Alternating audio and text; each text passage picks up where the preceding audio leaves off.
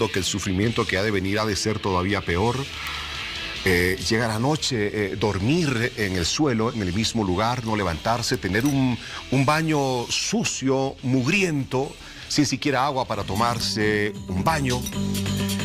Lugares donde no entra un solo rayo de sol. Nos estamos refiriendo a los cementerios de elefantes que abundan no solamente en La Paz, sino en varias capitales de nuestro país. ¿Qué son los cementerios de elefantes? Cobraron notoriedad el año 2009, cuando el director de cine Tonchi Antesana produce la película Cementerio de Elefantes. Aquellos lugares donde los hombres y mujeres alcohólicos van a morir, van a beber hasta morir. 1 litro de alcohol, algo de yupi, ¿no es cierto?, para darle algo de sabor y beber hasta que el organismo dice, ya no puedo más. Y ser enterrados luego en un cementerio clandestino. Hoy vamos a hablar de esa realidad que está latente en el país. Los cementerios de elefantes. Bienvenidos, bolivianos. Buenas noches, Bolivia. Bienvenidos a Hora 23. Pero tenemos muchos más temas para contarles. Buenas noches, Paola.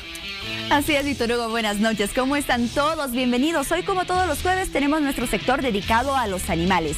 La hora de nuestro mejor amigo. Y el sector de esta noche lo vamos a dedicar a nuestros amigos felinos, a los gatos. Conoceremos las características de estos animales, su comportamiento para entenderlos mejor, y algunas razas de gatos y sus particularidades que los identifican tanto. Así que estén muy atentos a aquellos que tienen gatos en casa o piensan tenerlos. Este sector definitivamente les va a caer como anillo al dedo. Bienvenidos. Vamos contigo, Víctor Hugo. Uno de los más famosos meteorólogos de los Estados Unidos ha publicado un tuit en las pasadas horas que dice: Irma se va a convertir en uno de los huracanes más infames.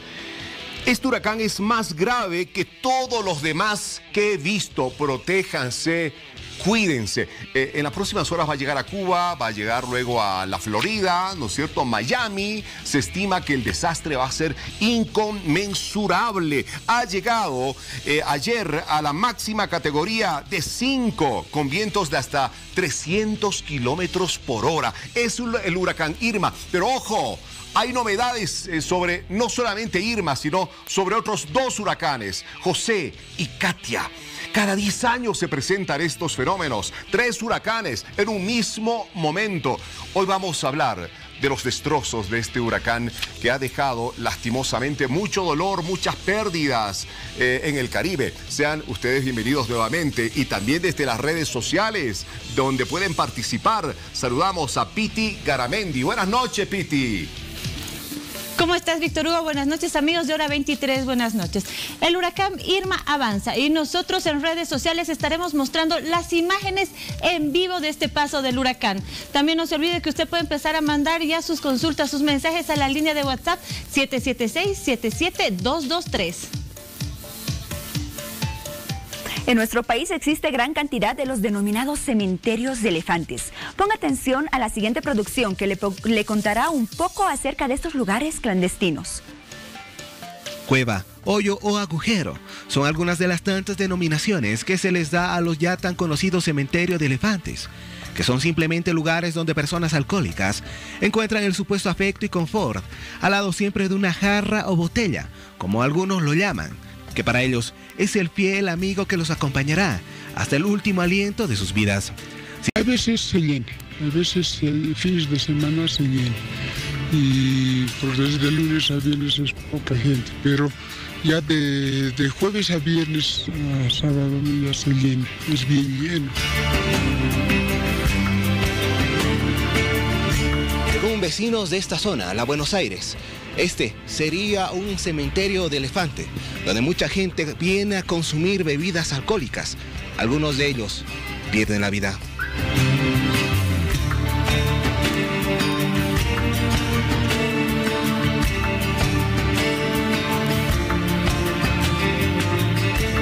Por si no fuera poco, estos lugares, donde al parecer la bebida es el complemento exacto, junto a la depresión y tristeza, que hace que muchos encuentren la muerte. Yo que sepa, como 4 personas han estado sin vida. Y No se puede hacer nada porque al final de cuentas esa gente no sé de dónde viene, no conocemos a la gente que también son malas, ¿no? Entonces salen así, pues salen de ahí y se sientan a la calle y ya están muertos, viejitos de aquí de la esquina. Y la verdad es que para el viejito ahí y salen ya directo en la calle a morir, no puede ser, ¿no? Entonces sale creo que con defeccia muere pues una persona.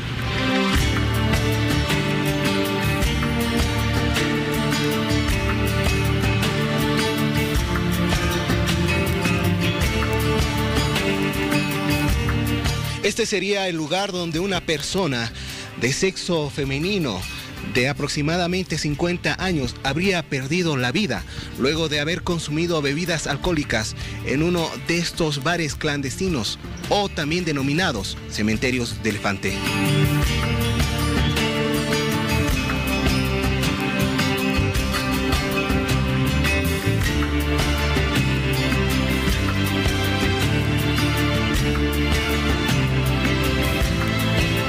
Asimismo, luego de haber consumido bebidas alcohólicas en estos lugares clandestinos, muchos de ellos al día siguiente salen y se asientan en inmediaciones generando miedo y zozobra. Este lugarcito ya es donde comienza, se duermen, vienen con sus perritos, cocinan. Acá, pese que el dueño de casa acá le ha puesto aceite, igual así. Igual anoche, bueno, todos estos días han venido y han dormido aquí. Luego tenemos aquí abajo, aquí abajito, igual donde hay escombros, igual ahí también hay unos 3 que duermen, tanto jóvenes, personas mayores y mujeres. Muchos de ellos salen de estos bares clandestinos también, cementerios de elefante. Así es, que aquí arriba tenemos en la Alcoreza. Ahí subiendo tenemos uno que es constantemente había clausuras, pero igual siguen funcionando. Por acá, porque hay callejones. Son 4, 2 abajo y 12 hacia arriba. Callejones que salen ahora a Buenos Aires y al Parque Libre.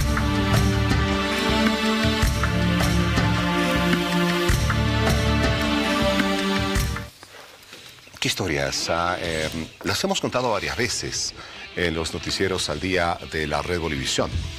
Hombres o mujeres que entran a estos bares clandestinos o cementerios de elefantes y ya no salen.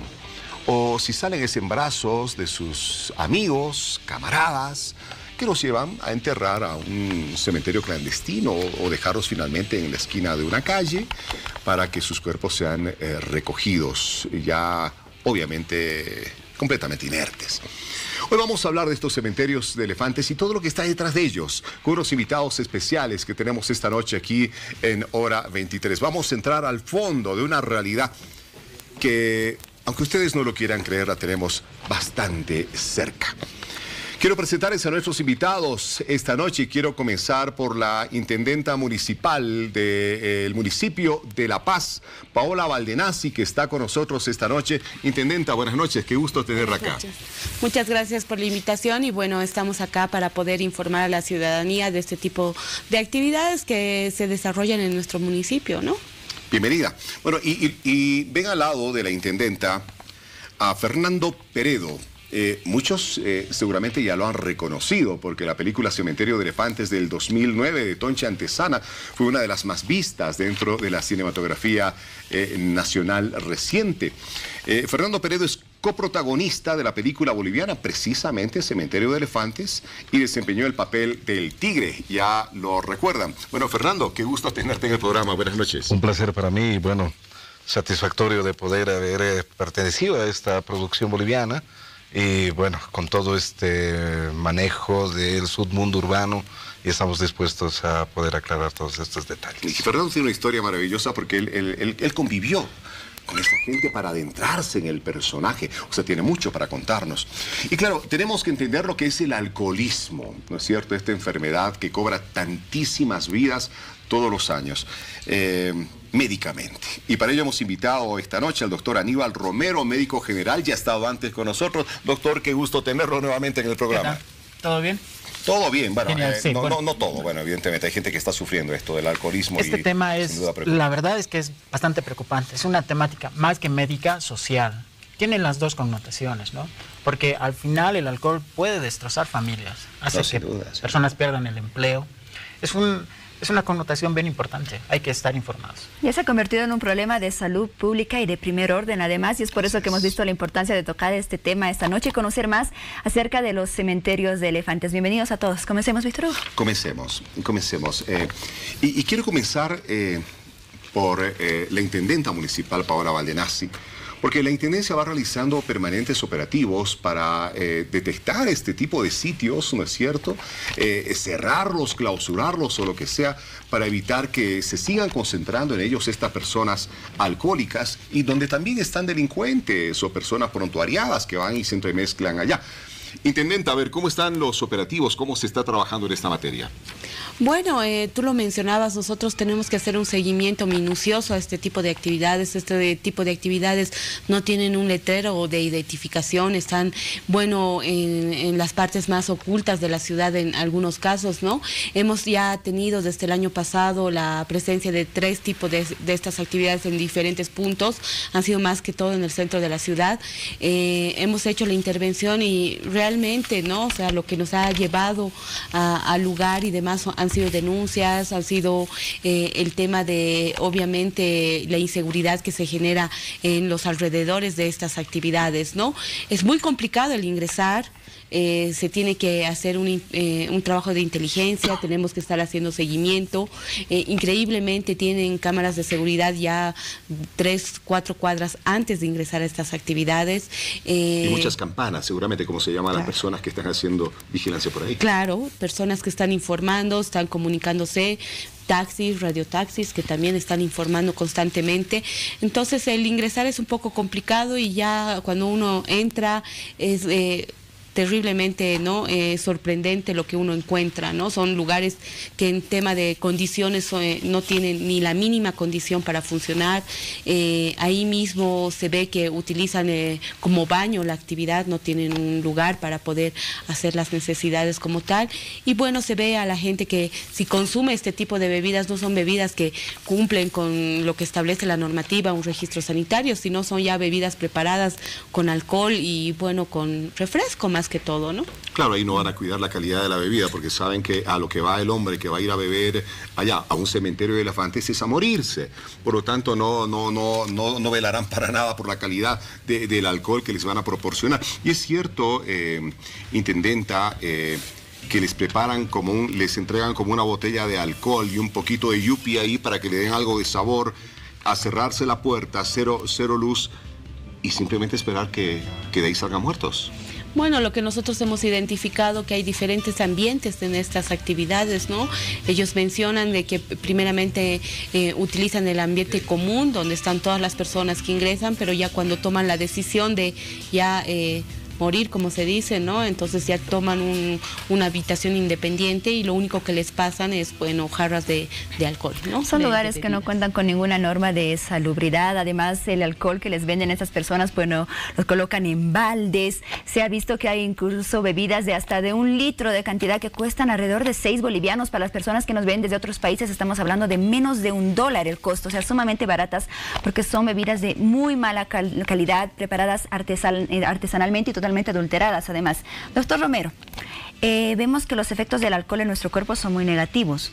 El consumo prolongado de alcohol, ¿qué daños puede generar en distintas partes, en distintos órganos de nuestro cuerpo?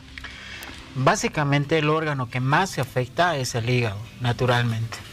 Se ha estimado que un consumo, se podría decir diario, de 30 gramos litro de alcohol puede ya en un tiempo de entre 5 y 10 años causar ya lesiones severas al hígado. Y explíquenos cuánto es 30 gramos de alcohol, la medida que obviamente un bebedor utiliza, un vaso.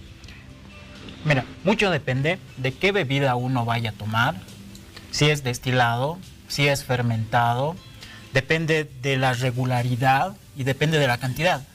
Ahora, hay lo que se llaman los hard drinks, que lo que comúnmente decimos, ¿no? Que tienen cierta resistencia al alcohol. Ajá. Que algunos pueden tomar, digamos, un vaso, vino, y se sienten ya con los efectos de alcohol.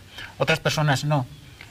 De repente esto está muy ligado ya un poquito más metido, más minuciosamente a la deshidrogenasa alcohólica, que es una enzima que tenemos, que es la que destruye el alcohol en cuanto ingresa a nuestro organismo. Y desafortunadamente en nuestro medio, todo latino y todo procedente asiático carecemos de esta enzima, es decir, no la tenemos o la tenemos en muy baja cantidad. Entonces esta enzima lo que no va a hacer es degradar ese alcohol, lo que puede hacer un círculo vicioso incluso para lo que se conoce como la dependencia al alcohol, ¿no? Pero a tu pregunta, básicamente el hígado es lo que es el órgano blanco del alcohol. Ahora, puede ser de que si tienes un alcohólico que está día por medio o todos los días o cada fin de semana, desde jueves, viernes, sábado y domingo bebiendo, esto puede conllevar también a otro tipo de alteraciones nutricionales, porque en lo que está en la bebida no se va a alimentar de la misma manera, ¿te das cuenta? Entonces tenemos un individuo que está depauperado calórico y proteicamente hablando, pero no es lo mismo, está bebiendo y no se alimenta. Doctor, hablamos que el hígado es uno de los órganos más afectados. En el caso de las personas alcohólicas, ¿en qué porcentaje llegan a tener problemas en el hígado o problemas de cirrosis, por ejemplo? Bueno, la cirrosis alcohólica es en realidad que el hígado está compuesto por muchas células que nosotros les decimos hepatocitos. Entonces, ¿qué es lo que pasa con la cirrosis? El espacio entre hepatocito y hepatocito se va formando unas fibras, ¿no? Entonces, ese hígado que está fibrosado es lo que conocemos como una cirrosis hepática. Lo que va a conllevar aumento de volumen del hígado, está más grandote, su borde es más romo, eso se lo puede encontrar en una ecografía o hasta a veces solamente palpando. Normalmente no se lo debería palpar aquí debajo de las costillas, pero en un alcohólico ya ha crecido tanto, o sea, está tan fibrosado que incluso llega a aumentar de tamaño y a la simple palpación ya se toman un borde romo que no debería hacer eso. Otra consecuencia puede haber ascitis, que es lo que nosotros le denominamos así a un aumento, sino una aparición de líquido dentro del abdomen, ¿no? Otra causa, puede haber hipertensión portal, que es una arteria que va entre el vaso y el hígado. Entonces aumenta la presión arterial de este segmento arterial, que puede conllevar también a unas como varices, que son varices pero en el esófago. Y estas varices pueden sangrar, eso es otra causa también de muerte que podría ser. Sangramiento de varices fácicas, el alcohólico, el pacientito está vomitando sangre literalmente y es bien difícil de controlar esto. Muchas veces puede ser la causa de muerte. Bueno, Fernando Peredo tiene mucho por contarnos esta noche, muchas historias, pero antes de ello usted recordará que hace años atrás se filmó la película Cementerio de Elefantes, de la cual Fernando es coprotagonista. Esta película nos cuenta acerca de la triste realidad que se vive en estos lugares clandestinos.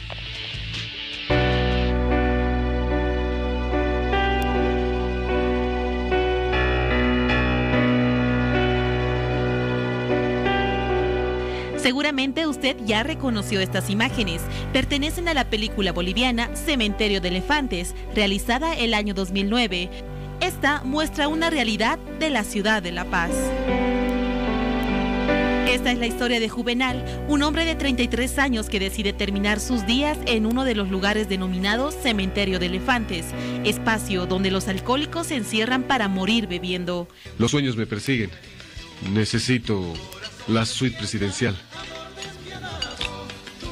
Don Juven, las reglas ya las conoces. Son 50 pesos por balde lleno del preparado especial y son 5 pesos por la lata vacía. Eso es para tus necesidades. Las características de estos lugares es que son habitaciones que no cuentan con absolutamente nada más que un asiento y un colchón. Por estar encerrados en estos lugares se debe pagar cierto monto de dinero. Él o la dueña proporciona alcohol constantemente a la persona. Indigentes en su mayoría acuden a estos lugares por simples razones. Se encuentran desesperados, deshechos por el alcohol y por los recuerdos.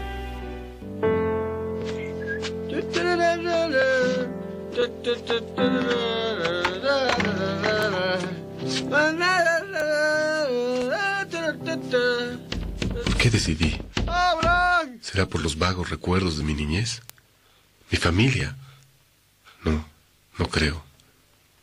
Seguiré pensando en el destino. O yo hice mi destino. Muchas personas que llegan hasta este lugar no logran su objetivo, el de morir. Es por eso que los dueños de estos lugares, al no verse implicados en estas situaciones, los dejan en las calles, donde pasan sus últimas horas de vida. Según mitos, los indigentes que son encontrados en las calles son llevados hasta construcciones, donde son enterrados vivos como ofrenda a la Pachamama, tal como lo muestra la película.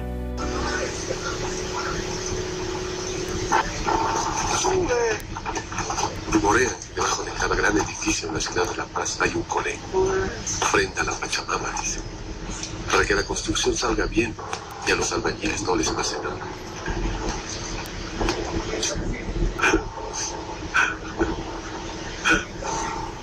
Cementerio de Elefantes, la película boliviana, muestra una realidad muy cruda en nuestro país.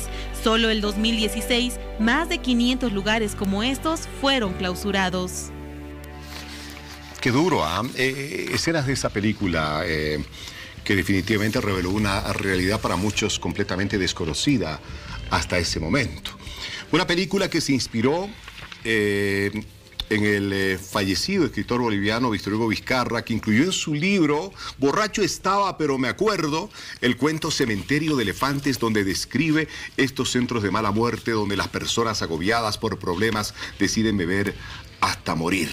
El novelista, que también fue alcohólico, también fue autor de la obra Alcoholatum y otros drinks, crónicas para gatos y peragatos, y se describía a sí mismo mezclando el humor y la tragedia personal como antropólogo especialista en antros. Viene el 2009 Tom Chantesana y dice, yo quiero plasmar esto en el cine.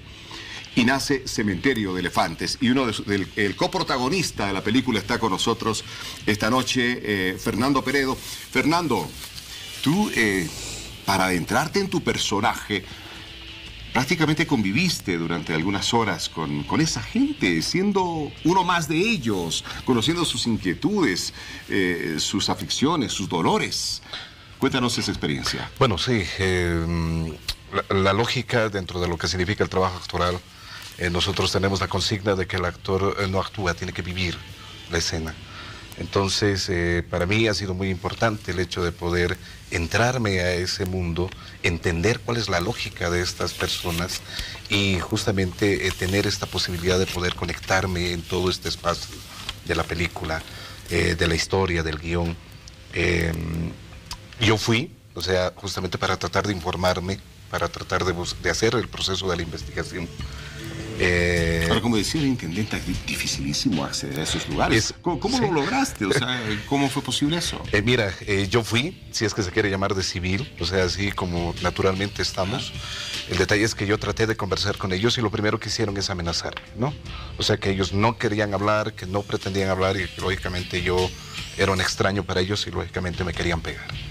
Entonces, no me podía quedar en esa lógica del simplemente hecho de enterarme por el internet o por libros, el contexto de estas vidas, de estos personajes. No quedarte en un primer intento. No, sino, entonces, la idea, lo que algún director siempre me decía es el hecho de poder hacer experiencias guiadas, que justamente es entrar en ese proceso a partir de la caracterización. Entonces lo que yo hice fue justamente caracterizarme como uno de estos, una de estas personas, con un vestuario, con maquillaje, y bueno, tenía dos compañeros que estaban justamente vigilando si es que algo por ahí pasaba. Lo primero que hice fue el hecho de poder agarrar una botella de alcohol, esas de litro, lo que se llama en su mundo los generales. Ajá. El detalle es que yo me acerqué lo más a ellos, me senté en una de las bancas, estábamos en esa oportunidad en el multifuncional de la Ceja del Alto, en todo lo que es la parte de la boletería, ellos armaban una especie de carpas donde justamente compartían todo este espacio. Y yo me acerqué lo más posible, me senté como si estuviera realmente en este estado etílico.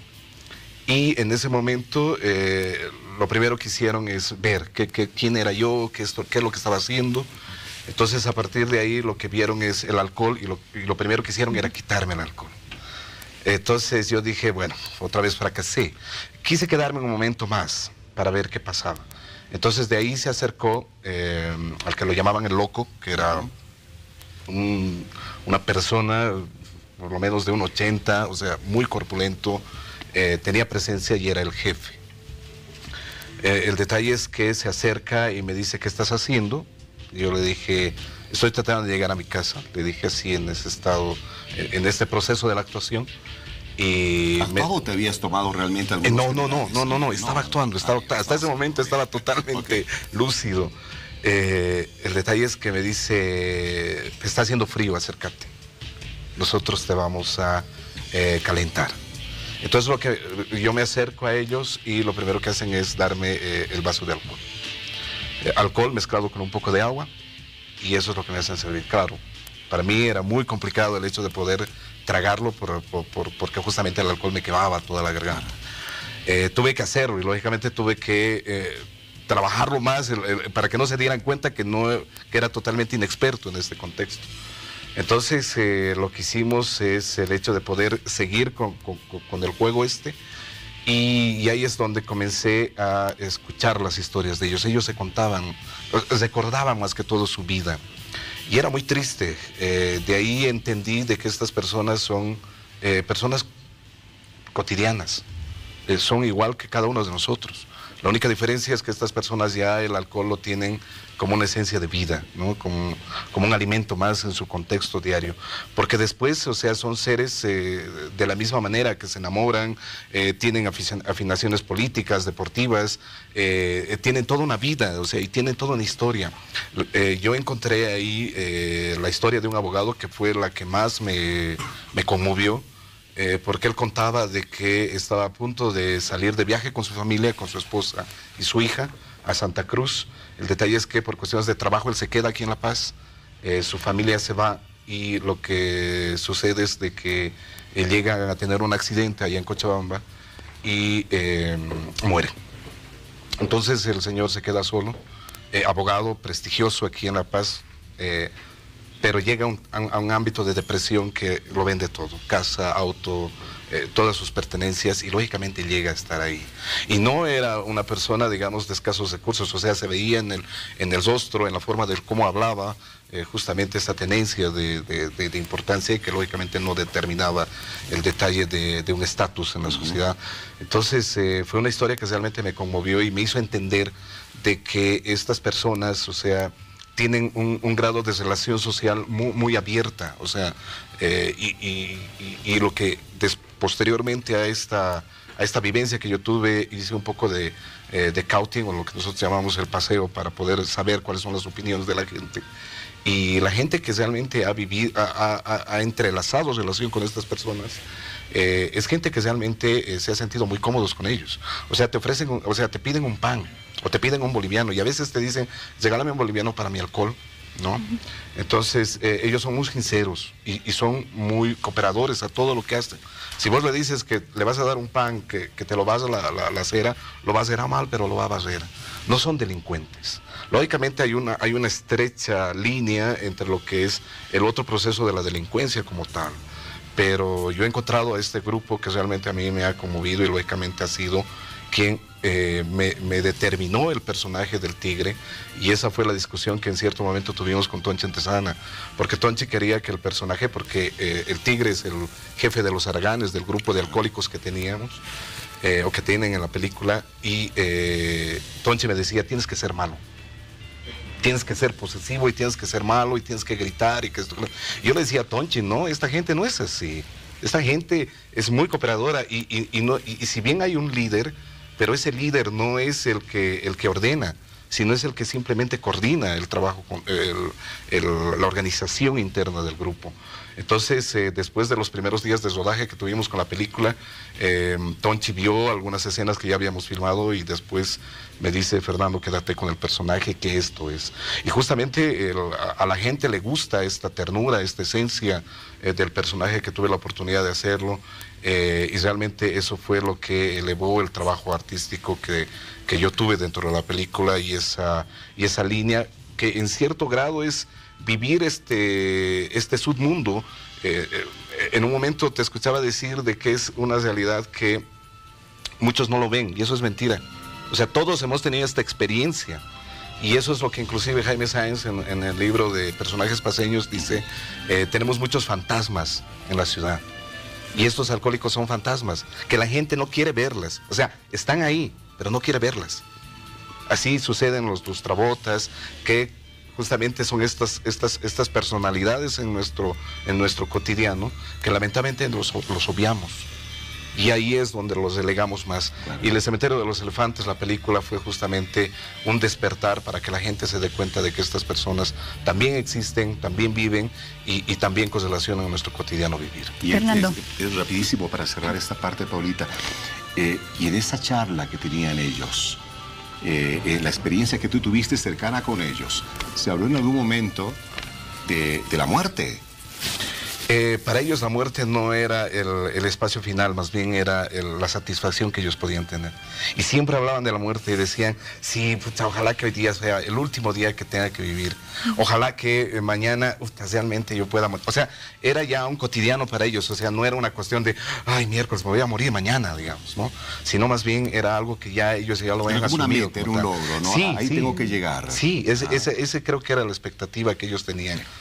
Bueno, en muchas ocasiones ese es el objetivo, ¿no? De estos lugares. Muchas personas van, saben lo que están haciendo, beber hasta morir. Esta película duró alrededor de 81 minutos, Fernando. ¿Cuánto tiempo significó para ti esos 81 minutos de adentrarte en estos lugares, en esta realidad, de convivir con estas personas? ¿Y qué sentimiento te ha dejado esta filmación? ¿Qué enseñanza? ¿Qué mensaje que tal vez tú quisieras compartir con las personas que nos ven esta noche? Bueno, yo siempre les digo a todas las personas que me preguntan acerca de la experiencia que he tenido con la película, es el hecho de poder encontrar otra vez a la gente en el ámbito humano. O sea, como te digo, o sea, el hecho de estas personas no son antisociales. O sea, más bien son personas que necesitan entrar en este proceso social, son humanos como nosotros y que realmente habría que entenderlos. Como te digo, es muy delgada la línea en el hecho del paso simplemente de su estado de vida al proceso de la delincuencia. Pero no lo hacen por esa maldad, sino lo hacen por esa necesidad que tienen.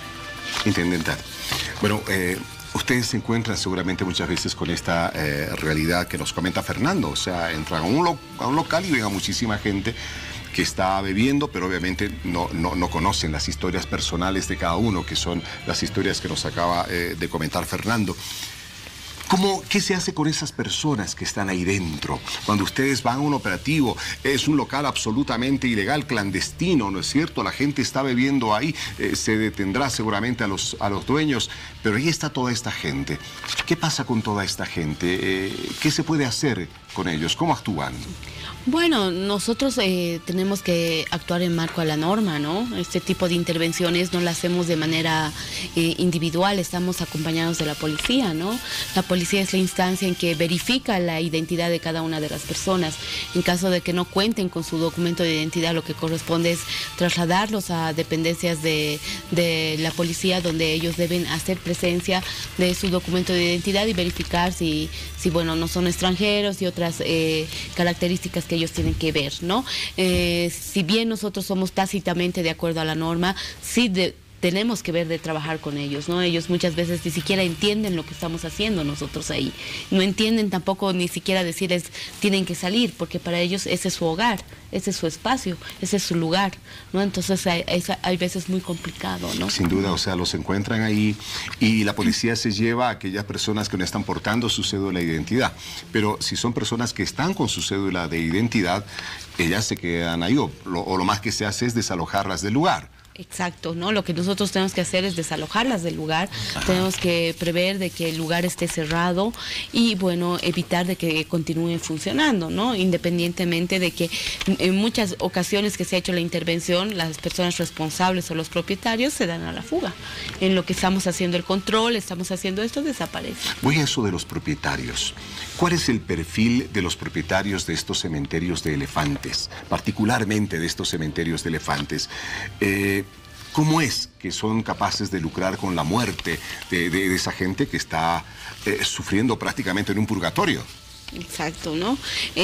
Bueno, yo he tenido la posibilidad de ver que son personas que tienen una vida normal, ¿no? O sea, tienen familia, tienen hijos, a veces viven en los mismos lugares donde se generan estas actividades y en un espacio independiente es donde se genera la actividad, ¿no? O sea, tú ves que ellos pueden llevar una vida normal y no entiendes por qué hacen esto, ¿no? Y ellos dicen, bueno, son personas que quieren tomar y no encuentran dónde tomar y nosotros habilitamos el espacio, ¿no? Esa es su respuesta, sin pensar de que no les brindan ni las mínimas condiciones y están jugando con algo que es importante, que es la vida de cada uno, ¿no? Intendenta, respecto a los administradores, a los responsables de estos lugares, cuando ya son identificados, ¿cuáles son las sanciones que deben cumplir? Y a veces vemos que se clausuran estos lugares, pero después de un tiempo se vuelven a abrir. Ellos violan las normas incluso que establecen nuestras autoridades. Sí, ¿no? Ahora en este tiempo, después de toda esta experiencia, estamos trabajando en la modificación de la norma. Nosotros como gobierno municipal hemos presentado nuestra propuesta a la norma nacional, que es el paraguas que nos permite hacer nuestra reglamentación específica, ¿no? Nosotros hemos visto que este tipo de actividades tenemos que ser mucho más drásticos con la sanción y tiene que ser una acción inmediata en el momento. No podemos esperar a que se inicie un proceso, esperar a que salga una resolución y definitivamente cerrar, ¿no? Por otra parte, en las propuestas que nosotros hemos hecho, tiene que haber acciones inmediatas por otras instancias en el arresto inmediato y de iniciar los procesos respectivos a estas personas, ¿no? Porque aparte de estar jugando con la vida de las personas, están jugando contra la salud pública, ¿no? Que también es un delito que está tipificado en el Código Penal. Doctora Aníbal Romero. Doctora Aníbal Romero.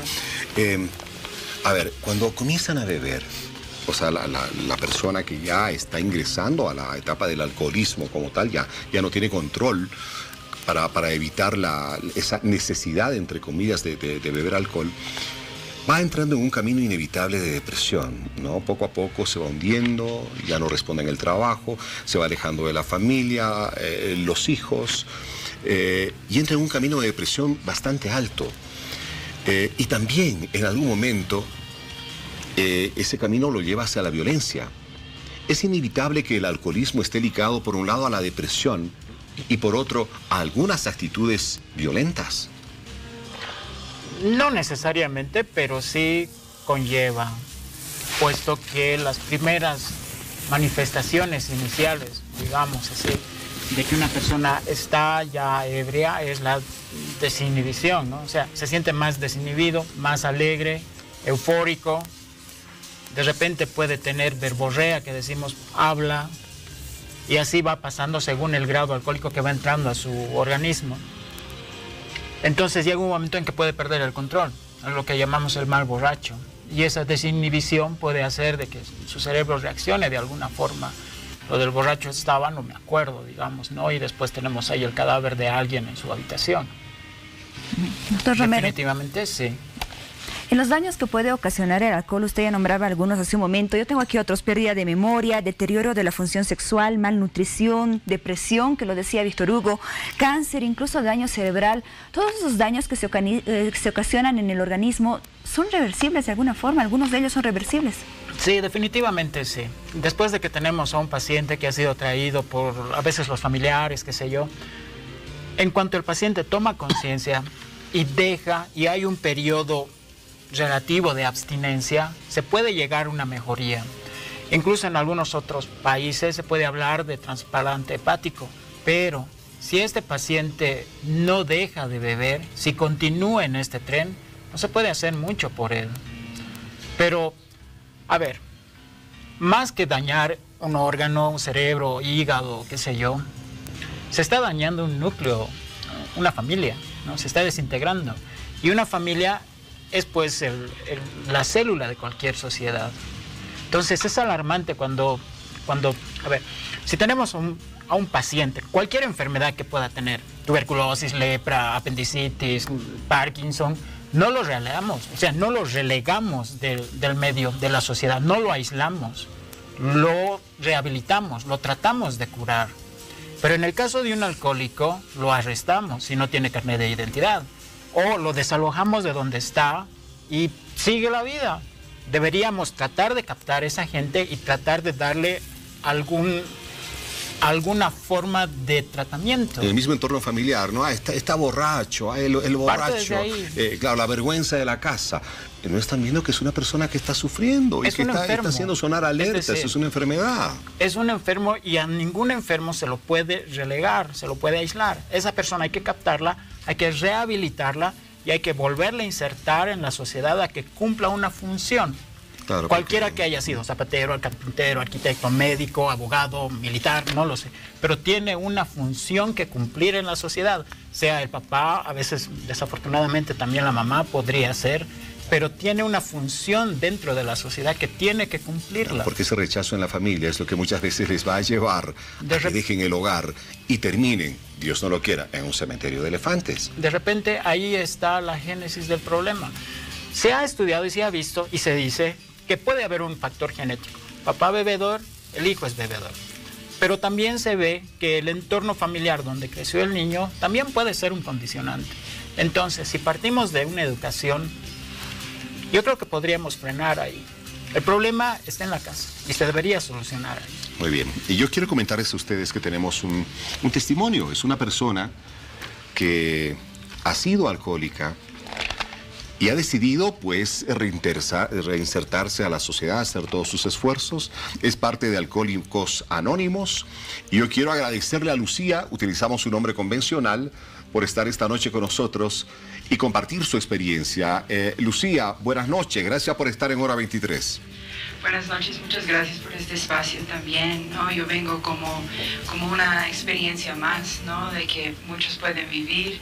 He escuchado todo, ¿no? De estos lugares clandestinos para tomar y sabemos que es una realidad, pero no tenemos que llegar hasta ese punto para ser alcohólicos. Estamos en las oficinas, estamos en todo lugar hablando de arquitectos, carpinteros, amas de casa, estudiantes, ¿no? Y a veces yo puedo escuchar un reportaje o algo así y digo, pero yo no tomo en bares clandestinos, yo no quiero morir con el alcohol, yo no soy alcohólica, ¿no? Pero lo que pasa realmente también escuché agobiada de los problemas, ¿no?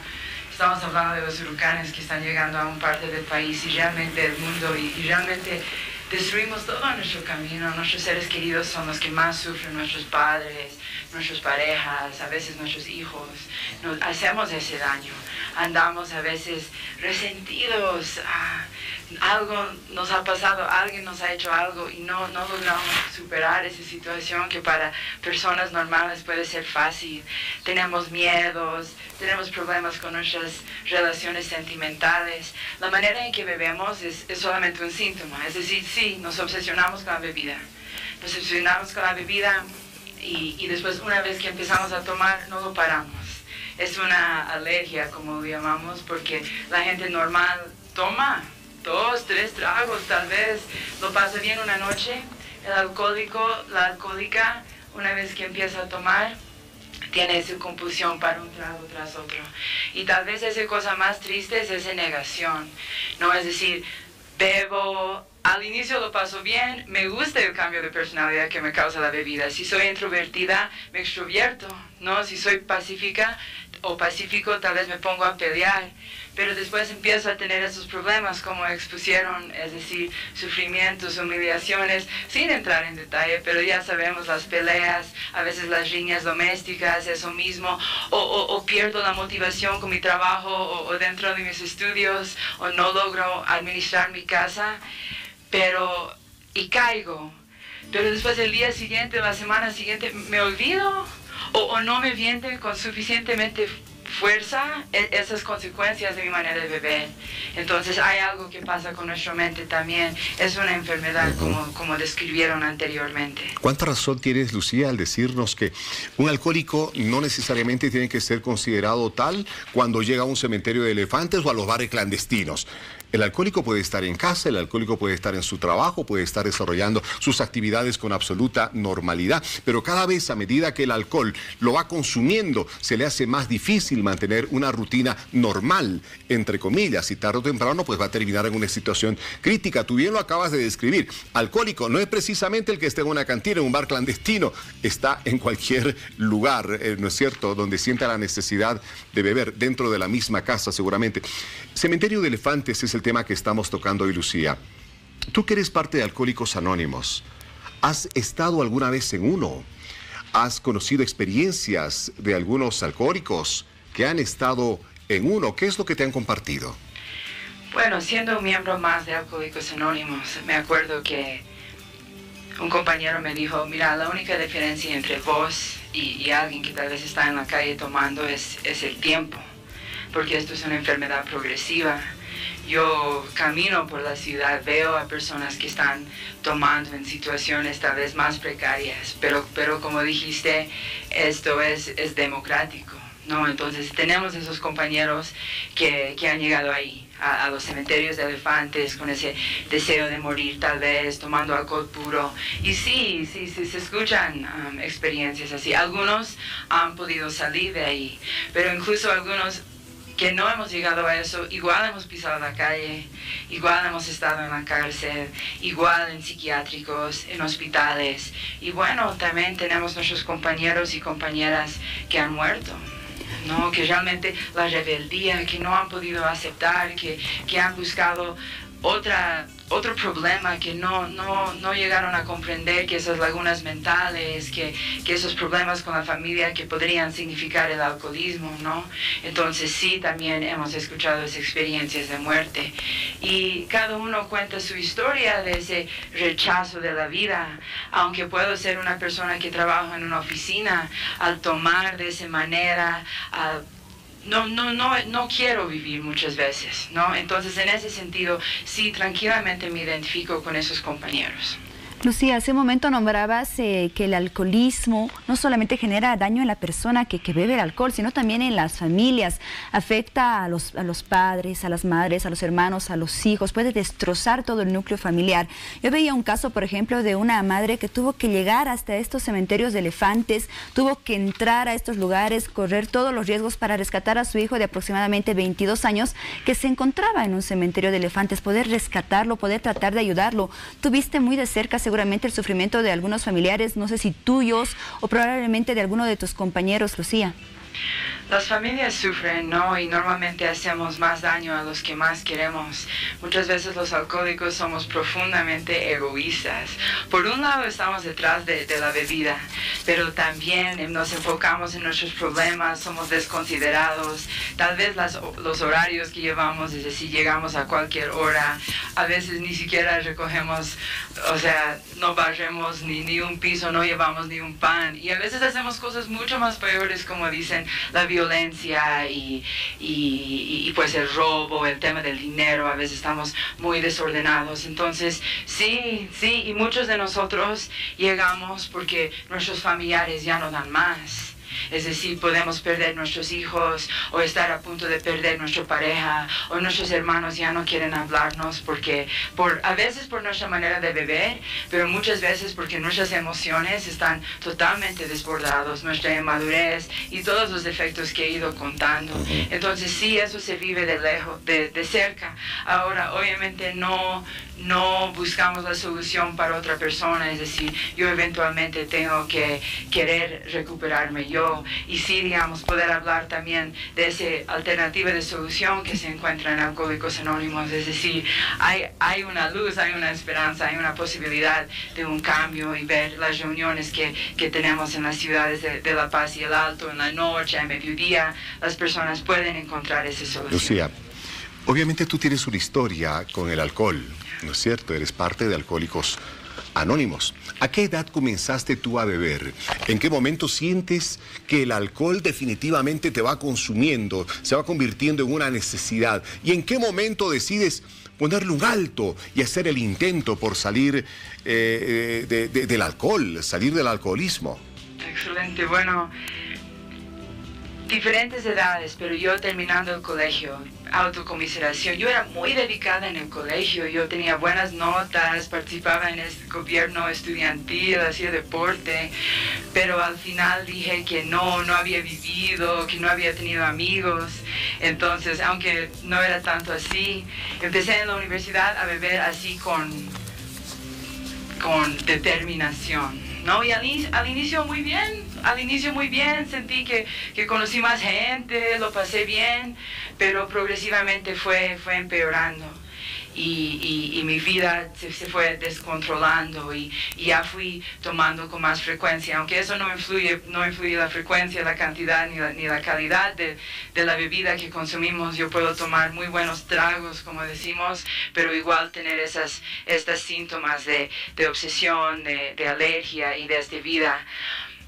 Llegó un punto cuando yo me alejé mucho de las personas y las personas también se alejaron de mí, mi obsesión, mi alergia y todos los problemas se fueron amontonando. A veces las mujeres dicen que nos volvemos alcohólicas más rápidamente. No somos profesionales, entonces no les puedo dar la ciencia detrás de eso, pero fue mi caso. Más o menos después de unos 7, 8 años de tomar, pude darme cuenta que tenía problemas con la bebida. Llegué a una reunión de Alcohólicos Anónimos después de una pelea justo con un familiar y me dijeron, bueno, te reciben con todo ese... Es cariño, pero también claridad, porque me dijeron, bueno, no hay solución a medias. Es decir, has llegado a este punto, puedes seguir tomando, tienes esa opción, pero hasta llegar al amargo fin, hospital, cárcel, psiquiátrico, muerte prematura, o puedes aceptar esta solución que es espiritual, no religioso, puedes decidir dejar de tomar y empezar a trabajar un programa práctico de acción.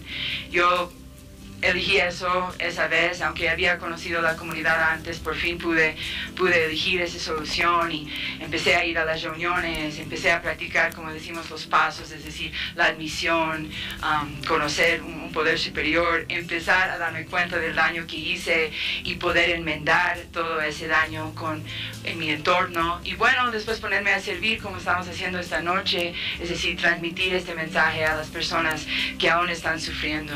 Y ahí vives los resultados, tu familia se vuelve a unir, tú vuelves a retomar tus objetivos, aunque a veces los objetivos cambian y pueden ser más de servicio, pero formas parte de la sociedad, como dices, y realmente uno puede palpar que ha estado cerca de la muerte, ¿no? Pero ahora no, ahora está viviendo y está viviendo de manera útil y feliz. Bueno, en unos momentos más nos vas a contar, Lucía, sobre el tiempo que te ha costado salir del alcoholismo después de esos 7 años en que has estado sumergida en ese mundo, ¿no es cierto? Y los consejos, obviamente, que tú tendrás que dar a mucha gente, quizá alcohólica, que nos está viendo en este instante y puede ver que hay luz al final del túnel, que no tiene que ser el objetivo, como nos decía acá Fernando, ¿no es cierto? El ver que finalmente la muerte es la única salvación para un alcohólico. Eso enseguida, Lucía, ya volvemos contigo. Muy bien, intendente, a ver, hablemos de los peligros que generan estos lugares, no solamente para las personas que van a beber a los cementerios de elefantes, sino también para los vecinos. Hay muchos que se quejan, que son justamente ellos quienes denuncian, que piden la clausura definitiva de estos lugares. Se ha visto que pueden estar asociados con algún tipo de delitos, por ejemplo, tráfico de drogas, prostitución, captación de menores u otros. Sí, obviamente este tipo de actividades conlleva y puede agrupar otro tipo de delitos que se puedan prever ahí, ¿no? Entonces, lo que sucede es que estas actividades funcionan todo el día, ¿no? No tienen un horario específico, están abiertos todo el día, ingresan y salen las personas. En muchos casos se ha visto que también por estos lugares transitan menores de edad, están yendo a sus colegios o a sus actividades diarias, ¿no? Y la gente que está rondando por ahí pueden intentarlos, ¿no? Para ingresar, para que entren en estas actividades. Es por eso que se genera esta inseguridad alrededor de estas, ¿no? Y obviamente por la clandestinidad que tienen y por el lugar donde se encuentran, están muy cerca a domicilios particulares, que obviamente interrumpe también el desarrollo de las actividades del resto de la sociedad, ¿no? Intendenta, muchos ciudadanos que advierten lo que en su momento usted respondía respecto de que son locales reincidentes, ¿no? Se abren, se los clausura, vuelven a abrir, se los clausura, vuelven y cuantas veces les sea posible. Y algunos ciudadanos decían, a ver, ¿qué se puede hacer para que de una vez por todas esos locales cierren definitivamente? Estamos hablando de que sus dueños han aperturado ambientes para que la gente vaya y deteriore cada vez más su salud. Básicamente lucran a través del deterioro de la salud de las personas.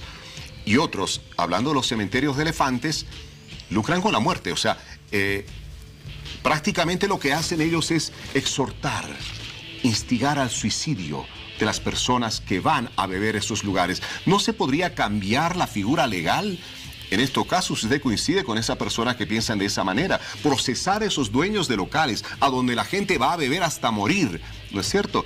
Por una figura penal que vaya con, qué sé yo, la instigación al suicidio o a delinquir, qué sé yo, de manera que purguen condenas mucho más altas de las que les corresponde por ser dueños de un local clandestino.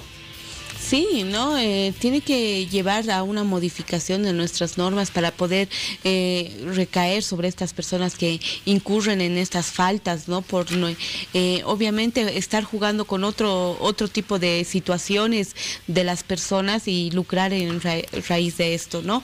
El delito que ahorita podemos manejar para poder sancionar es el tema de la salud pública, ¿no? Es ahorita el único delito que nos podemos agarrar, pero esto conlleva a que haya un seguimiento. Sabemos de que no solamente es la denuncia o el acto en el momento que se encuentra, ¿no? Siempre tiene que venir acompañado con el seguimiento y que la gente apoye, ¿no? Lastimosamente así está ahorita nuestra justicia y tenemos que ver de que las acciones para este tipo de personas que realizan estos delitos sean más drásticas, ¿no? Doctor Romero, hace un momento nuestro testimonio de Lucía nos hablaba de las personas que ya se encuentran en una etapa de rehabilitación y que atraviesan por lo que se conoce como el síndrome de abstinencia, ¿cierto? Abstinencia alcohólica. A ver, ¿en qué consiste ese síndrome? ¿Qué tipo de síntomas comienzan a sentir estas personas cuando están en este proceso de rehabilitación que en muchas ocasiones les dificulta poder dejar este vicio? El síndrome de abstinencia se entiende así cuando cualquiera que fuera la droga, ¿no? Alcohol o cualquier otra sustancia, se corta inmediatamente o se corta abruptamente, bruscamente. Por decir, el paciente alcohólico ha estado bebiendo una semana y al final sus familiares lo llevan a un centro médico, entonces se corta. Ahí es cuando se produce el síndrome de la abstinencia, porque su cuerpo ha llegado a una dependencia primero psicológica y ahora física, ¿no? Entonces, el paciente puede estar taquicárdico, puede estar con la presión baja, puede estar eufórico, ansioso, y este malestar es lo que se conoce como el síndrome de la abstinencia. Hay formas de tratarla, ¿no? El paciente tiene que ser ingresado, medidas de seguridad, hay que proporcionarle confort, hay que, sobre todo cariño, por parte de la familia. Hay que nutrirlo, generalmente vienen depauperados, su azúcar en sangre, lo que decimos la glucemia, está baja, el alcohol no tiene azúcar, esto se transforma a acetaldehído, que es otra sustancia que trata el organismo de utilizarla como azúcar. Entonces hay que ponerle su azúcar, hay que sedarlo a veces para evitar esa depresión que tiene el paciente e irlo así desintoxicándolo poco a poco. Es bastante triste, pero hay que hacerlo. Así es. Bueno, en ese tema del cementerio de elefantes que estamos tocando esta noche, como dimos a conocer al inicio del programa, hay muchos de estos lugares en distintos puntos del país y la gente se pronuncia a través de las redes sociales, nos hacen llegar sus comentarios y también sus denuncias, que es muy importante. Así es, ya nos llegan los comentarios a nuestra página de Facebook y nos escribe Raúl y nos dice: buenas noches, les escribo desde Uyuni. Con respecto al tema, acá en Uyuni existen 2 lugares así y las autoridades no hacen nada al respecto. Y lo más triste es ver que ya existen también mujeres. No, definitivamente, es triste por donde se lo vea. Fernando Peredo, coprotagonista de la película boliviana Cementerio de Elefantes. Fernando, vimos una escena en la cual se está enterrando, ¿no es cierto?, a un alcohólico. Ese alcohólico que estaba siendo enterrado era Fernando, ¿no es cierto? Pero claro, gracias a Dios estás aquí con nosotros. Esa realidad, coméntanos esa realidad, Fernando. O sea, eso evidentemente ustedes lo han conocido a través de testimonios, en la investigación que han realizado para la película. Eso se da. O sea, enterrar gente prácticamente viva en algunas construcciones, porque es gente olvidada, absolutamente marginada, gente sobre la que nadie va a reclamar. Sí, eso es muy cierto. Mira, en ese otro proceso de investigación a mí me impactó mucho cuando yo leí esa parte del guión y realmente dije, wow, o sea, es posible. Claro, en nuestro cotidiano vivir escuchamos estas leyendas urbanas que a veces realmente se vuelven muy increíbles de poder aceptarlas como tal. Y lo primero que hice fue tratar de averiguar, o sea, primero en la parte de los albañiles. Se negaron por completo, traté de buscar algunos amigos y bueno, no encontré, hasta que una persona me dio el contacto de un amigo que era ingeniero. Entonces él me comenzó a contar la experiencia no necesariamente en el aspecto de los edificios, sino también va esto relacionado a la cuestión de las minas y los puentes. Y comenzó a contarme una serie de historias aquí en la ciudad de La Paz, incluida esta historia del famoso puente Topáter, en la cual supuestamente hay dos personas que eran hermanos, que tenían este problema de alcoholismo y que están ahí enterrados, justamente porque lo que cuentan ahí es que el puente Topáter siempre era llevado por la mazamorra y no podía estar en ningún momento estable, hasta que justamente los enterraron a estas dos personas, y ahí es donde se estabilizó el puente y lógicamente ya no sufrió este tipo de circunstancias naturales, ¿no? Entonces para mí fue muy impactante el hecho de poder saber este detalle y bueno, entrar en este submundo urbano que realmente para toda la línea que tuvo la oportunidad de verla fue muy difícil. Y a mí, a nivel de actor, o sea, fue muy difícil también interpretarlo. Sí. Tuve problemas psicológicos, inclusive 2 semanas después de haber vivido esta experiencia, pero yo agarraba en el momento de la filmación, no, échale nomás, más.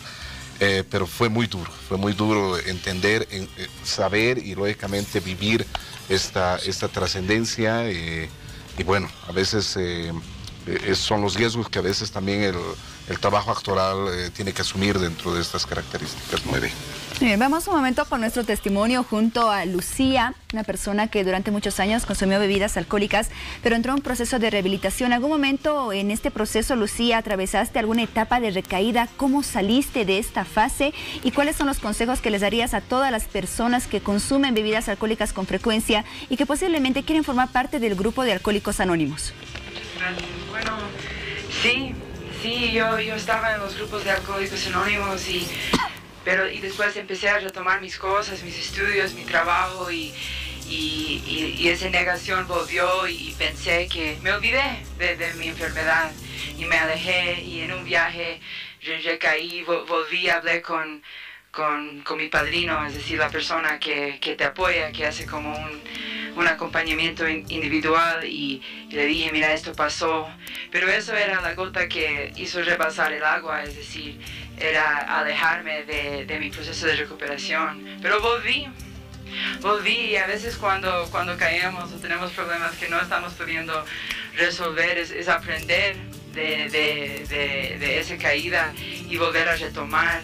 A las personas que consumen bebidas alcohólicas, a las personas que tal vez han tenido esas lagunas mentales o que han bebido alguna vez por la mañana o han tenido problemas en su trabajo a causa de la bebida, o se identifican con ese cambio de personalidad, aunque tengan su trabajo estable, tengan su auto, aunque tengan sus cosas, que pueden acudir a una reunión abierta de Alcohólicos Anónimos. Muchos grupos se reúnen en las noches a partir de las 7:30. Hemos dejado los números de teléfono, las direcciones de 2 de nuestras oficinas, pero también hay una reunión a mediodía el último viernes de cada mes en el edificio Sagrados Corazones, que se encuentra en la avenida Mariscal Santa Cruz, el primer lunes del mes en el edificio Atahualpa, que se encuentra en la avenida 20 de octubre a la 1 de la tarde entre Las Biasu y la JJ Pérez. Si yo voy a una reunión abierta de Alcohólicos Anónimos, yo no me tengo que identificar como alcohólica o alcohólico. Tal vez tengo un poco de curiosidad, tal vez estoy sufriendo así, tal vez un problema sentimental no he podido superar, o con mis padres, o lo que fuera, o mis hijos, así. Entonces puedo asistir a esta reunión y puedo escuchar las experiencias de otras personas, una variedad de experiencias, y ver si me identifico o no, porque eso es un ingrediente de Alcohólicos Anónimos. Nosotros nos basamos en la medicina, la psiquiatría, todo lo que estoy escuchando me identifico en cuanto a mi enfermedad, pero también tenemos eso de la identificación. Es un alcohólico hablando con otro alcohólico o alcohólica, que hemos vivido lo mismo. Ya. Muchas gracias por tu experiencia, por tu testimonio, y seguramente vamos a vernos pronto. Te mando un fuerte abrazo. Muchas gracias por el espacio. Gracias. Muy bien. Las 0 horas, momento para presentarles a ustedes las noticias destacadas de esta jornada.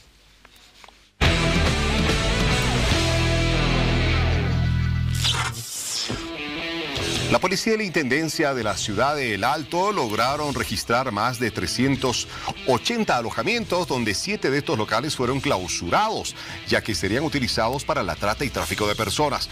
Asimismo, el trabajo conjunto duró alrededor de 10 días, donde también se pudo notificar a 33 de los 40 que fueron intervenidos. Ante esto, las zonas donde se pudo encontrar una gran cantidad de estos alojamientos fueron la 12 de octubre, Villa Dolores. Esto según reportes de autoridades policiales.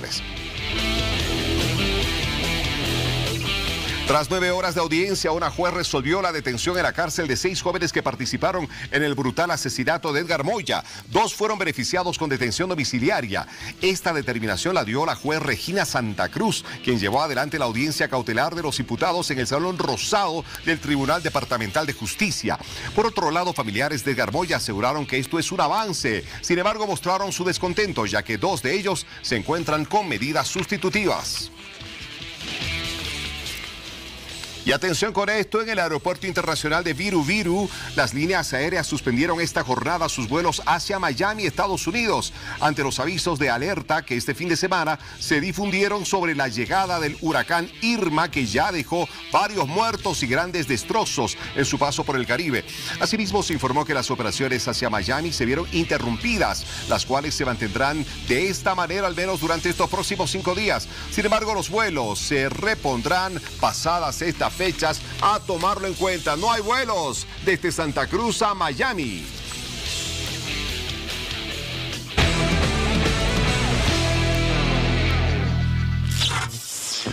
Bueno, esperemos de veras que el contenido de el tema principal que hemos tenido esta noche haya satisfecho muchas de sus expectativas, y queremos agradecer por lo mismo a los invitados que nos han acompañado esta noche, partiendo de la licenciada Paola Valdenazzi, intendenta municipal.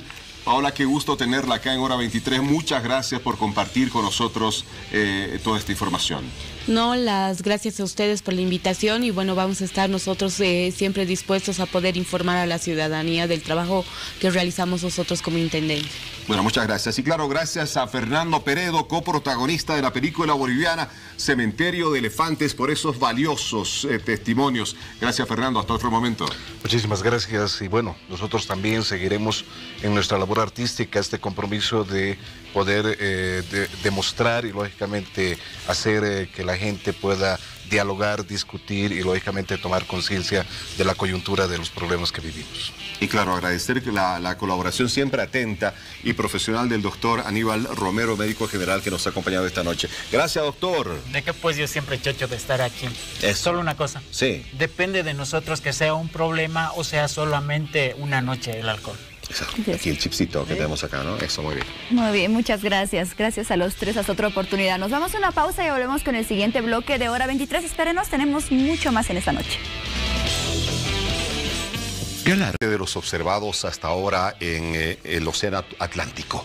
Irma está causando destrozos sin igual, está sembrando terror, miedo, está dejando a muchas familias sin su vivienda, sin un hogar, ha dejado varias muertes. Vamos a ver la siguiente información y enseguida un invitado especial para hablar de este tema aquí en Hora 23. Irma seguía dejando una estela de destrucción a su paso por el Caribe. El potente huracán de categoría 5, la más alta, dejaba al menos 9 muertos y una veintena de heridos mientras avanza hacia República Dominicana. Se trata del ciclón más duradero a tanta intensidad jamás registrado, según el Servicio Meteorológico francés. Al menos 8 personas murieron y 21 resultaron heridas en la parte francesa de la isla San Martín, que habría quedado prácticamente destruida, mientras que la parte holandesa quedó totalmente inaccesible por los enormes daños en el aeropuerto y el puerto.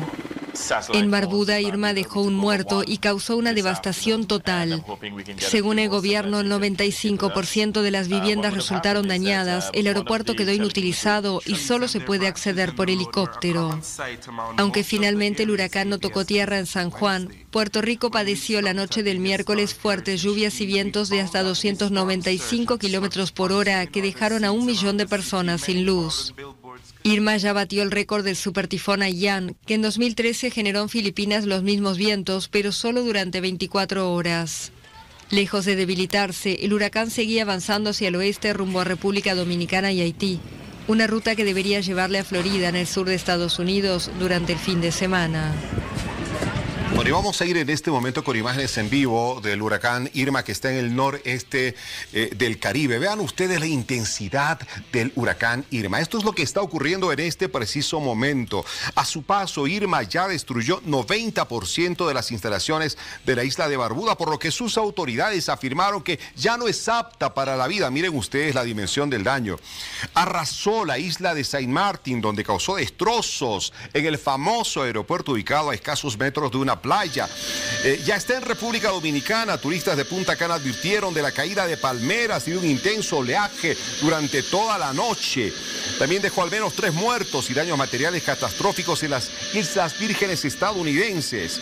El área del Caribe, según cifras provisionales, ha producido ya un saldo de 12 víctimas mortales, pero estas estadísticas van sumando a cada minuto que pasa. Miren ustedes, escuchen el audio propio por unos segundos, por favor. La intensidad del viento.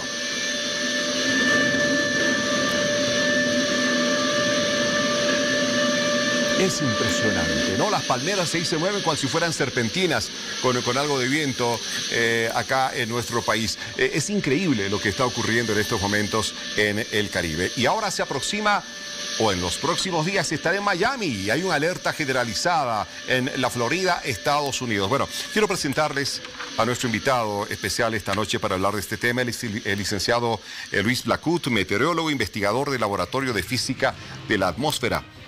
Luis, qué gusto tenerlo en Hora 23. Buenas noches. Buenas noches.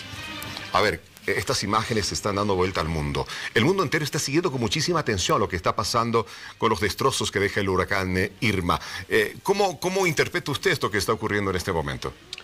En realidad, el hecho de que tengamos un huracán tan potente, que se haya mantenido durante tanto tiempo, y que además esta potencia, porque en realidad somos ajenos, al final de cuentas, acá en Bolivia, a todo lo que sucede en el Caribe y otras latitudes, pero en el Caribe nunca se había registrado, bueno, en 1928 sí, pero después de eso no se había registrado un huracán categoría 5.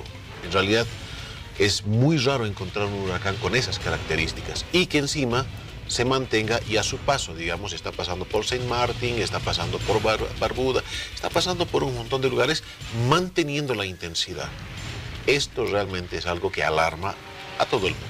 ¿Dentro de cuánto tiempo aproximadamente, cuántas horas ha de estar este huracán visitando las costas de la Florida, Miami? Probablemente en 24 horas, y las alertas que se han emitido no solamente van, digamos, para el estado de Florida, sino también van hacia las Carolinas, el estado de Atlanta.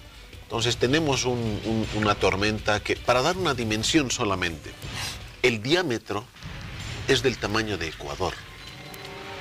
Ese es el diámetro de Irma. Estamos hablando... Es impresionante. O sea, es un monstruo.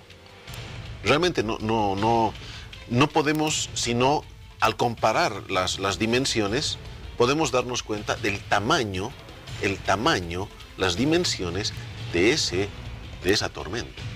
No, por Dios. Y cuando llega a las costas de Miami, en el estado de Florida, en Estados Unidos, ¿va a mantener, considera usted, esos cerca de 300 kilómetros por hora? Bueno, es muy difícil que se mantenga con esa intensidad. En realidad, de acuerdo a los modelos que están justamente corriendo permanentemente y dando, digamos, una actualización permanente, se está viendo que va a entrar prácticamente de lleno en todo el estado, que tiene una forma más o menos casi de apéndice, ¿no? Le va a pegar de lleno, pero de alguna manera esa es una buena noticia en realidad, porque al entrar a tocar tierra, pierde fuerza inmediatamente. Entonces, de ser categoría 5 puede pasar rápidamente a ser categoría 3.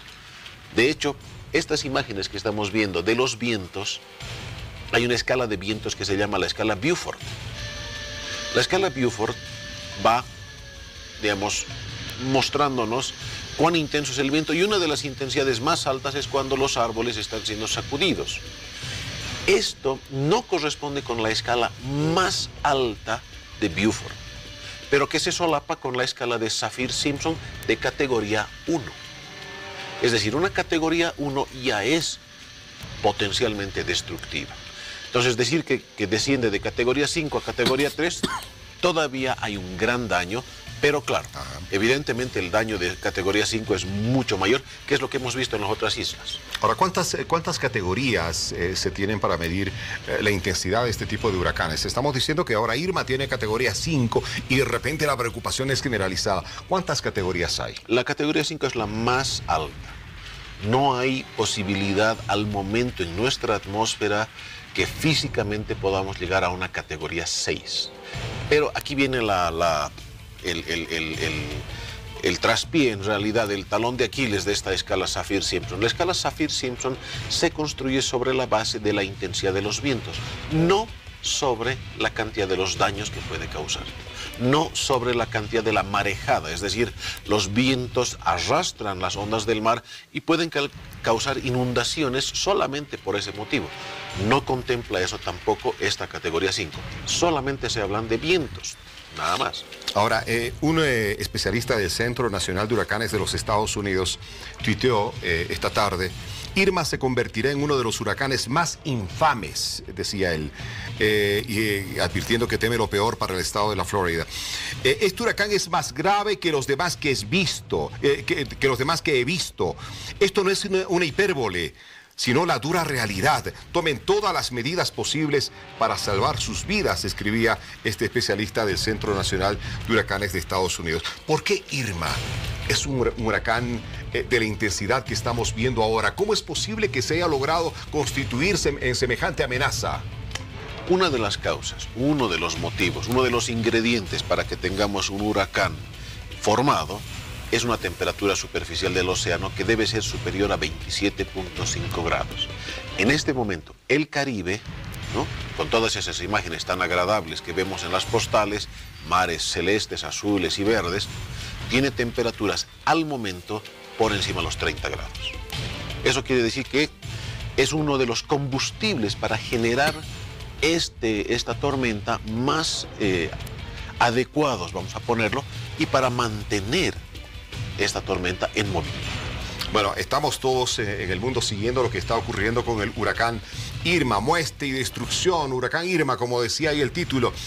Pero, oh, sorpresa, de repente tenemos que hablar de que Irma no está solo. Irma tiene compañía y se llaman José y Katia, que son otros dos huracanes, ¿no es cierto? Es inusual que tres huracanes estén activos en el mismo tiempo en el Atlántico, pero estamos viendo que se está dando. Hay otros dos huracanes que también son amenaza en este preciso momento. Sí, en realidad esto me hace recuerdo a la época de la máxima actividad en el Atlántico, justamente el año 2005, donde se registraron tantas tormentas que el abecedario se acabó. Entonces tuvieron que nombrarlas tormenta alfa, tormenta beta, tormenta gamma. Hasta el 31 de diciembre de 2005 seguían nombrando tormentas correspondientes a esa época.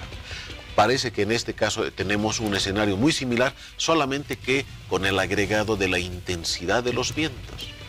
Son tormentas realmente destructivas y permanentes. Katia está ya hace varios días estancada en un solo lugar y eso es peligroso. Las lluvias persistentes, aunque es categoría 1, siguen siendo muy, muy peligrosas. Y por el otro lado, lo que sucede muchas veces, y esto es un efecto meteorológico, termodinámico en realidad, el huracán extrae energía del océano. Como decía, tenemos temperaturas superficiales muy adecuadas. Pero una vez que pasa, el siguiente huracán queda debilitado porque no tiene esa intensidad. Lamentablemente eso no está sucediendo con José. Sigue manteniéndose y está creciendo y está aumentando su intensidad. Bueno, cada 10 años se estima que puede ocurrir un fenómeno como este, ¿no? Que tres huracanes se presenten en un mismo momento en el Atlántico.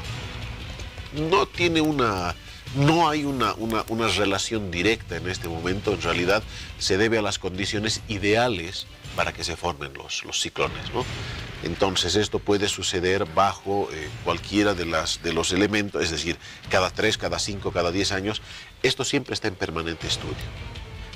Lo que sí los meteorólogos del Centro Nacional de Huracanes están atentos es a la temperatura superficial del mar, a los vientos, a las tormentas tropicales que están alrededor para proporcionar, digamos, los ingredientes para generar nuevamente otra tormenta además. Bueno, 3 huracanes en este momento, tormentas. ¿Cuánto tiempo en promedio, cuántos días en promedio dura un huracán de la naturaleza de estos que estamos viviendo en este momento? Un José, una Katia, un huracán Irma. ¿Cuántos días es el promedio? O sea, por Dios, porque aquí pareciera que esto no ha de parar rápidamente. Bueno, en realidad todo depende, mucho depende del lugar donde se forman. Es decir, el lugar favorito de formación para los huracanes, como los conocemos, y especialmente como los conocen en las costas este y oeste de Estados Unidos, es el Caribe, ¿no? Entonces, en la costa oeste, digamos, tiene otra dinámica, pero más o menos es el mismo mecanismo. Es decir, van formándose y tienen una duración de hasta unos 5 días, 6 días más o menos. A ver, son huracanes que traen vientos destructivos, lluvias torrenciales, inundaciones, tornados. Hemos hablado ya de cuántos días podrían durar, una intensidad tremenda. ¿Dónde está la responsabilidad para que estos huracanes terminen teniendo semejante potencial? ¿En el ser humano? ¿Cuán culpables somos los seres humanos? ¿O es porque, bueno, la naturaleza es así de caprichosa y punto? ¿Cuánta responsabilidad tenemos nosotros en esto? En realidad hay, digamos, varios escenarios de responsabilidad acá. Efectivamente, las costas, y esto se ha estudiado ya, son cada vez más pobladas.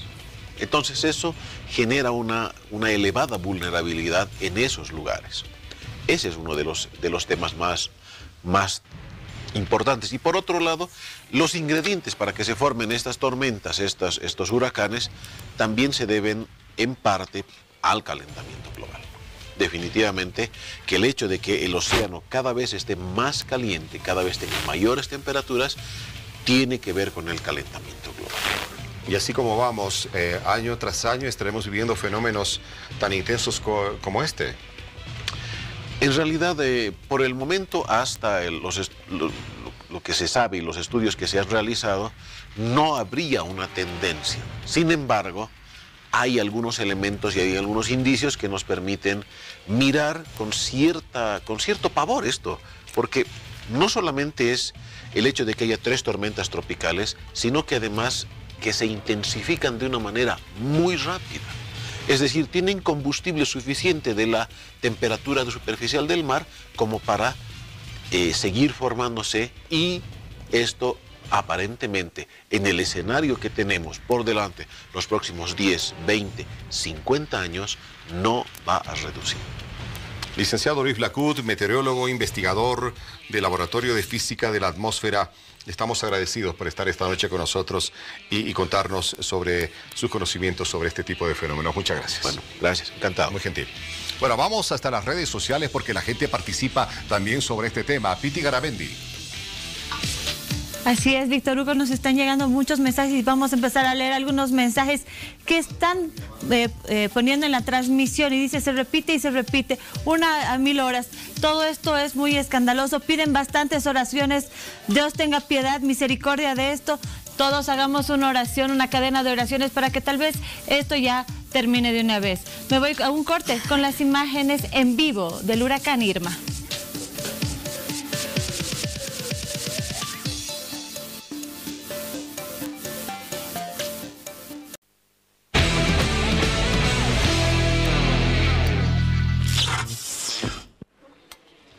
Huracán Irma, por Dios, lo que está causando en este momento en el Caribe está siendo seguido con atención por todo el mundo, también en nuestro país, porque vaya, ¿cuántos bolivianos hay, por ejemplo, en Miami, en el estado de Florida, Estados Unidos? Se cuentan por miles, así que la inquietud obviamente también está presente en nuestro país, porque en las próximas horas este huracán Irma va a estar llegando precisamente a las costas de Miami en Estados Unidos. Y por ahí el huracán Katia, que también están haciendo de la suya. Vaya fenómenos que se están registrando en este momento en esa parte del mundo. Pero a ver, hace un momento con el especialista que teníamos acá, meteorólogo, entendíamos que en algo está la responsabilidad del ser humano, en parte, ¿no? En esto del calentamiento global. Pero hay otras tesis que advierten que en fenómenos parecidos a este, la intervención de la mano del hombre puede ser todavía muchísimo más determinante. Y para hablar de este lado de los huracanes, hemos invitado esta noche a nuestro querido Ovidio Maldonado, comunicador, investigador. Ovidio, buenas noches, qué gusto tenerte en el programa. ¿Cómo estás? Buenas noches, un gusto estar acá. A ver, me preocupa mucho la posibilidad de que el hombre, la mano del hombre, pueda tener la capacidad para desatar fenómenos parecidos a estos huracanes que estamos viendo, generar destrozos, generar muerte, generar un estado de pánico en el mundo. A ver, Ovidio, ¿qué es para ti este huracán Irma? ¿Cómo interpretamos este tipo de fenómenos?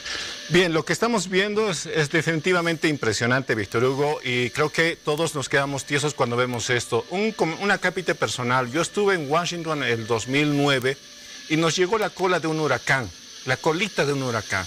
En lo que estaba despejado el cielo, de pronto se cubrió totalmente, las nubes nos rodearon literalmente, una lluvia que no te permitía manejar el carro, ni siquiera ver a 2 metros de distancia, era imposible. Entonces imagínate lo que está viviendo en este momento la gente. Al final de la nota te digo hacia dónde podría ir, porque ya hay dirección inclusive hacia dónde podría ir y qué día, y inclusive casi hasta las horas. Un día muy importante para los norteamericanos, eso al final. Ahora, escuchaba la versión oficial, si se quiere, de los meteorólogos, que es muy complicado. Entiendo, creo que es una de las labores más complicadas, especialmente en nuestro país. Y coincidía en el hecho de que obviamente el clima es un tema que está en constante movimiento, no es estático. Pero hay algo interesante. ¿Sabía usted que en 1947 se hizo la primera prueba de modificación, de ingeniería de modificación de huracanes? ¿Qué le estoy diciendo en otras palabras? Que se puede hacer. En 1947, el 3 de enero, fue la primera prueba. Y en agosto, el 18 de agosto del mismo año, 1947, a las 5 de la tarde, se llevaba a cabo la primera prueba de modificación de clima. Esto significa que la gente, mediante una tecnología denominada Proyecto Cirrus, la gente de una empresa eléctrica lo hizo, Víctor Hugo. Y estamos hablando nada menos que de 1947. Obviamente, la tecnología, la ciencia avanza a paso agigantado año que pasa, y estamos hablando de casi 60 años después. 60 años después. ¿No es cierto? ¿Y cuánto habremos avanzado en esto? Si en 1947 esto fue posible, hoy seguramente lo es mucho más. Así es. La General Electric, esta compañía eléctrica, desarrolló el proyecto GE o proyecto Cirrus. El proyecto Cirrus, en combinación con el ejército de Estados Unidos, buscaba consolidar que en lugares de sequía se provoque una lluvia, literalmente. ¿A usted le suena familiar esto? Sucede que sí, evidentemente estamos hablando de algo que también ya se ha hecho en Bolivia, y cuando se hizo en Bolivia, se hizo una siembra de nubes, literalmente. La siembra de nubes implica que se altera la composición de las nubes, cosa de que se fuerza para que éstas derrochen, si vale el término, una cantidad importante de lluvia. Pero cuando esto se lo incrementa a niveles tan altos, se puede lograr modificar el clima de tal forma que puedes generar precisamente lo que se conoce como tormentas inicialmente y que con el tiempo se modificó a huracanes. En otras palabras, lo que te estoy diciendo es que sí hay una gran diferencia entre cambio climático y modificación del clima. Cambio climático es básicamente aquello que con el tiempo, según lo que se cuenta, te permite modificar el clima de forma indirecta. No lo estás haciendo de forma directa, es de forma indirecta por el CO2, etcétera, combinaciones químicas en el aire. Pero la modificación climática es a voluntad. Es decir, donde tú quieras, haces llover. Ahora, hay algo curioso todavía en esto. ¿Se dio cuenta usted que el día sábado, a partir de las 10 de la noche en adelante, sábado 2 de septiembre, empezaron a ocurrir una serie de terremotos, arriba de 5, Idaho, Corea del Norte, 2 terremotos, Perú, un terremoto, Nicaragua, otro terremoto casi a la misma hora.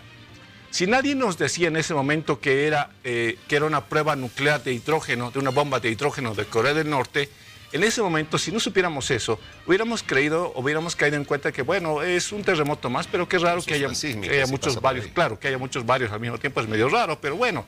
Pero si no nos decían eso, caíamos en eso. Pero como nos dijeron que hay una bomba de hidrógeno, parece que eso hubiera colocado un efecto rebote o de cadena de terremotos. Ahora, ¿por qué le digo esto? Porque lo que está pasando con el huracán Irma, ¿sabe qué? Este es el dato interesante. El huracán Harvey tenía 1,20 m, cosa pocas veces vista. Alguien dijo, esto parece ser modificación climática. Ahora, el huracán Irma está acompañado de José y de Katia. Estos tres huracanes, parecen forzados. En este momento, en Estados Unidos, desde que ocurrió el huracán Harvey, ha subido el 10% la gasolina. Algo está pasando porque solamente está afectando a Estados Unidos. Y ahora, ¿sabes dónde desemboca esto? La ruta que podría tomar, parece claro que va a ser así, es hacia Washington. O sea, va a pasar por el estado de la Florida y luego se va a Washington, entra a Washington, toca a Washington, la capital. A Washington, D.C., no el estado, porque el estado está en al Washington, en el Pacífico. Sí, a Washington, D.C., a la capital como tal, donde está la gran cantidad de población boliviana, residentes bolivianos. Y luego tocaría, según lo que se está preveyendo la ruta, Nueva York. Y adivinen qué, justamente cuando, el 11 de septiembre. O sea, el 11 de septiembre va a estar ahí. Es lo que se prevé, como está avanzando en este momento, es lo que se prevé que va a llegar el 11 de septiembre, pasa a Washington y llega a Nueva York. O sea, ¿es casualidad? Hasta un cierto punto uno podría decir que sí, es una casualidad de la ruta, nadie puede preverlo. Pero si se puede modificar, y esto lo puede buscar usted en cualquier lado, el proyecto Cirrus, ahí le dice de frente lo que la gente denunció cuando se enteró que estaban modificando el clima porque le habían destrozado la casa. Era 1947, es decir, no estaba previsto esto. El huracán fue incrementado en su potencia. Huracán Irma en este momento está en categoría 5. Ese huracán, según lo que se cuenta, estaba en categoría 7, algo inexistente. Pero fue tal la magnitud de destrozo que la gente se enteró e hizo protestas en la puerta de la General Electric por haber hecho esto. La General Electric dijo, ok, ya no vamos a intervenir, no vamos a hacer más esto, pero la pregunta queda, ¿no se habrá intervenido más? Claro, aquí tú estás dejando con esta tesis, Ovidio, seguramente a mucha gente bastante inquieta, que la mano del hombre sea capaz de crear este tipo de fenómenos que causan semejante destrozo, que genera muerte, ¿no es cierto?, en algunas partes del mundo, solamente por intereses mercantilistas, comerciales, pero esto es muy duro. Así es, y puedo demostrar algo que ocurrió este viernes. Una persona, Big Cape, es un amigo youtuber de Estados Unidos, de California, en Bakersfield, grabó algo extraño. Estaban a casi 40 grados de temperatura en California, una calor terrible. Vamos a ver, por favor, las imágenes, si podemos hacerlas correr, por favor. Señor director, las imágenes que nos dejó Ovidio, por favor, las vemos ahora para que nos cuente ese fenómeno que bueno, ya comenzamos a ver. Él estaba en la ruta. Escuchemos un poquito, por favor. Escuchemos.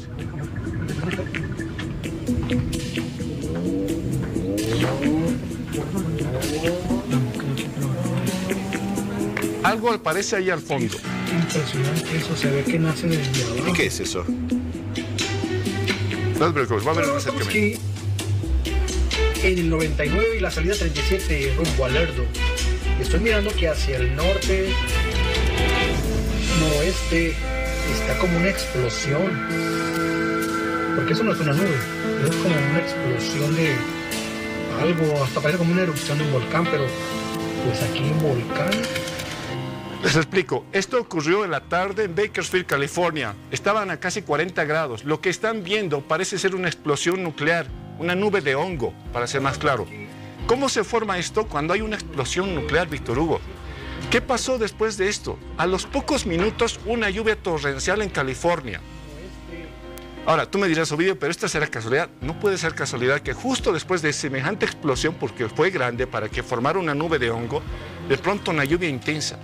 ¿Y esa explosión de la que nos habla Ovidio fue validada, o sea, fue testimoniada, fue informada por el gobierno de Estados Unidos? No, porque semejante explosión seguramente Estados Unidos, Estados Unidos, el gobierno como tal no dijo nada, pero la gente grabó.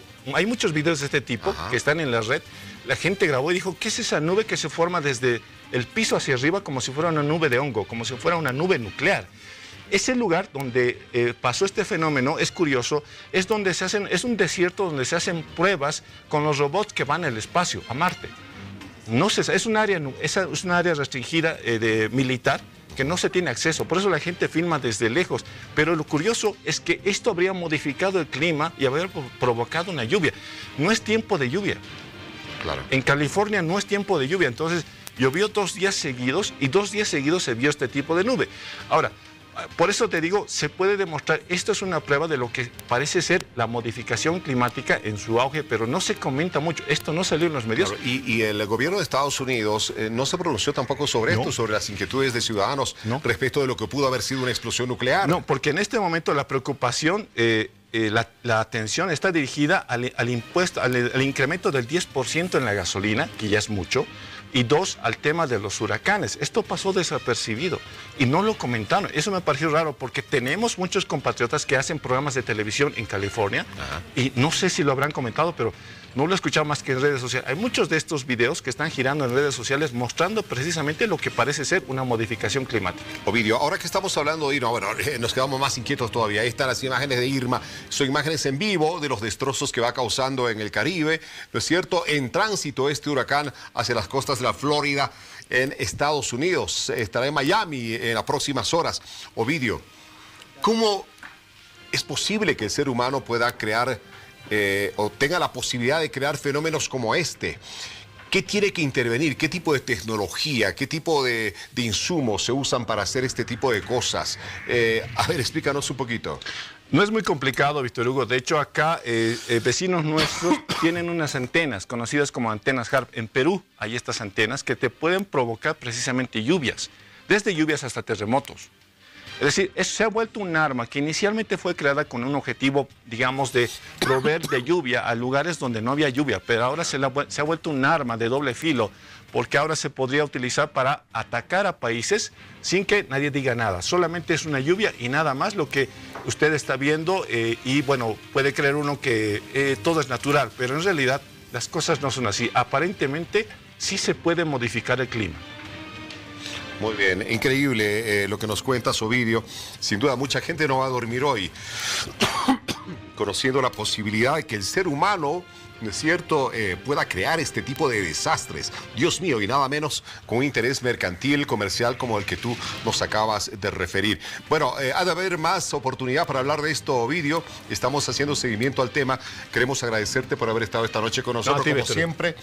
Intervenciones muy valiosas en el programa. Ya nos vemos. Nos vemos cuando gustes. Eso, muchas gracias. Bueno, nos vamos a el otro set porque Paola tiene una sorpresa para todos ustedes. Así es, Víctor Hugo. Estamos justamente con nuestros amigos felinos esta noche. Miren, acá les presento a Mía, esta gatita tan bonita. Y acá en el otro lado del set lo tenemos a Fígaro, porque estamos en el sector La Hora de nuestro mejor amigo. Y hoy vamos a hablar de las características de nuestros amigos felinos, las características de nuestros gatos. Si usted tiene un gato en casa, tiene que estar muy atento a este sector porque le va a ser de gran ayuda. Vamos a hablar acerca de cómo comprenderlos mejor a los gatos, su comportamiento. Y qué mejor para hablarnos de este tema que nuestro invitado de esta noche, el doctor Fabio Castellón, médico veterinario de la Clínica de Animales Sociedad. ¿Cómo está, doctor? Bienvenido. Muchísimas gracias. Y bueno, a todos los que nos miran también, muchas gracias por estar aquí. Y también nos acompaña Lorena Morales, ella es propietaria de estos dos gatitos que ven esta noche y que nos acompañan acá en el CDR 23. Lorena, gracias por venir. Gracias por la invitación, chicos, y bueno, a ver, aportar con lo que se pueda. A ver, bueno, los gatos conviven con los seres humanos desde hace muchísimos años, doctor. Hablamos como un mínimo de 3000 años más o menos desde la civilización egipcia ya, donde los gatos ayudaban como depredadores, cazaban a los ratones, ayudaban a luchar contra las plagas y así se fueron convirtiendo en verdaderos amigos de los seres humanos. Y ahora son mascotas muy comunes en nuestro país. Sí, evidentemente son más comunes que inclusive que los perros, porque según los índices, hasta en las redes sociales uno puede ver muchos más videos de gatos que de perritos. Entonces, Acotando lo que decías, los gatos también han sido considerados como imágenes de deidades, especialmente en Egipto, donde ahí han empezado a criarlos, a domesticarlos, entre comillas. Se los creía que eran portadores del alma de los faraones. Entonces, a través de eso es que salen muchos mitos y que bueno, de ahí es que se los han empezado a... Sí, hay razas incluso que en su lugar de origen son considerados símbolos de pureza y son muy queridos estos animales porque tienen características muy particulares y justamente de ello vamos a hablar esta noche. A ver, ¿cuáles son aquellas características que identifican de manera tan particular a nuestros felinos? Ok, en primer lugar tenemos su comportamiento. A diferencia de los perros, los gatos son mucho más independientes, si vale el término, ¿no? Ellos no son tan apegados a nosotros como los perros. Segundo lugar, tienen un oído muy desarrollado. La vista les favorece muchísimo más en la noche que en el día, por la gama de colores y demás. Los bigotes tienen una función Respecto especial. a la vista, antes de pasar a los bigotes, doctor, se dice que los gatos incluso en la noche pueden distinguir ciertos detalles que para nosotros sería prácticamente imposible. Pero en el día solamente pueden ver 3 colores aproximadamente, o ciertos tonos de colores como azules o verdes. Exacto, ellos ven los colores primarios, básicamente, ¿no?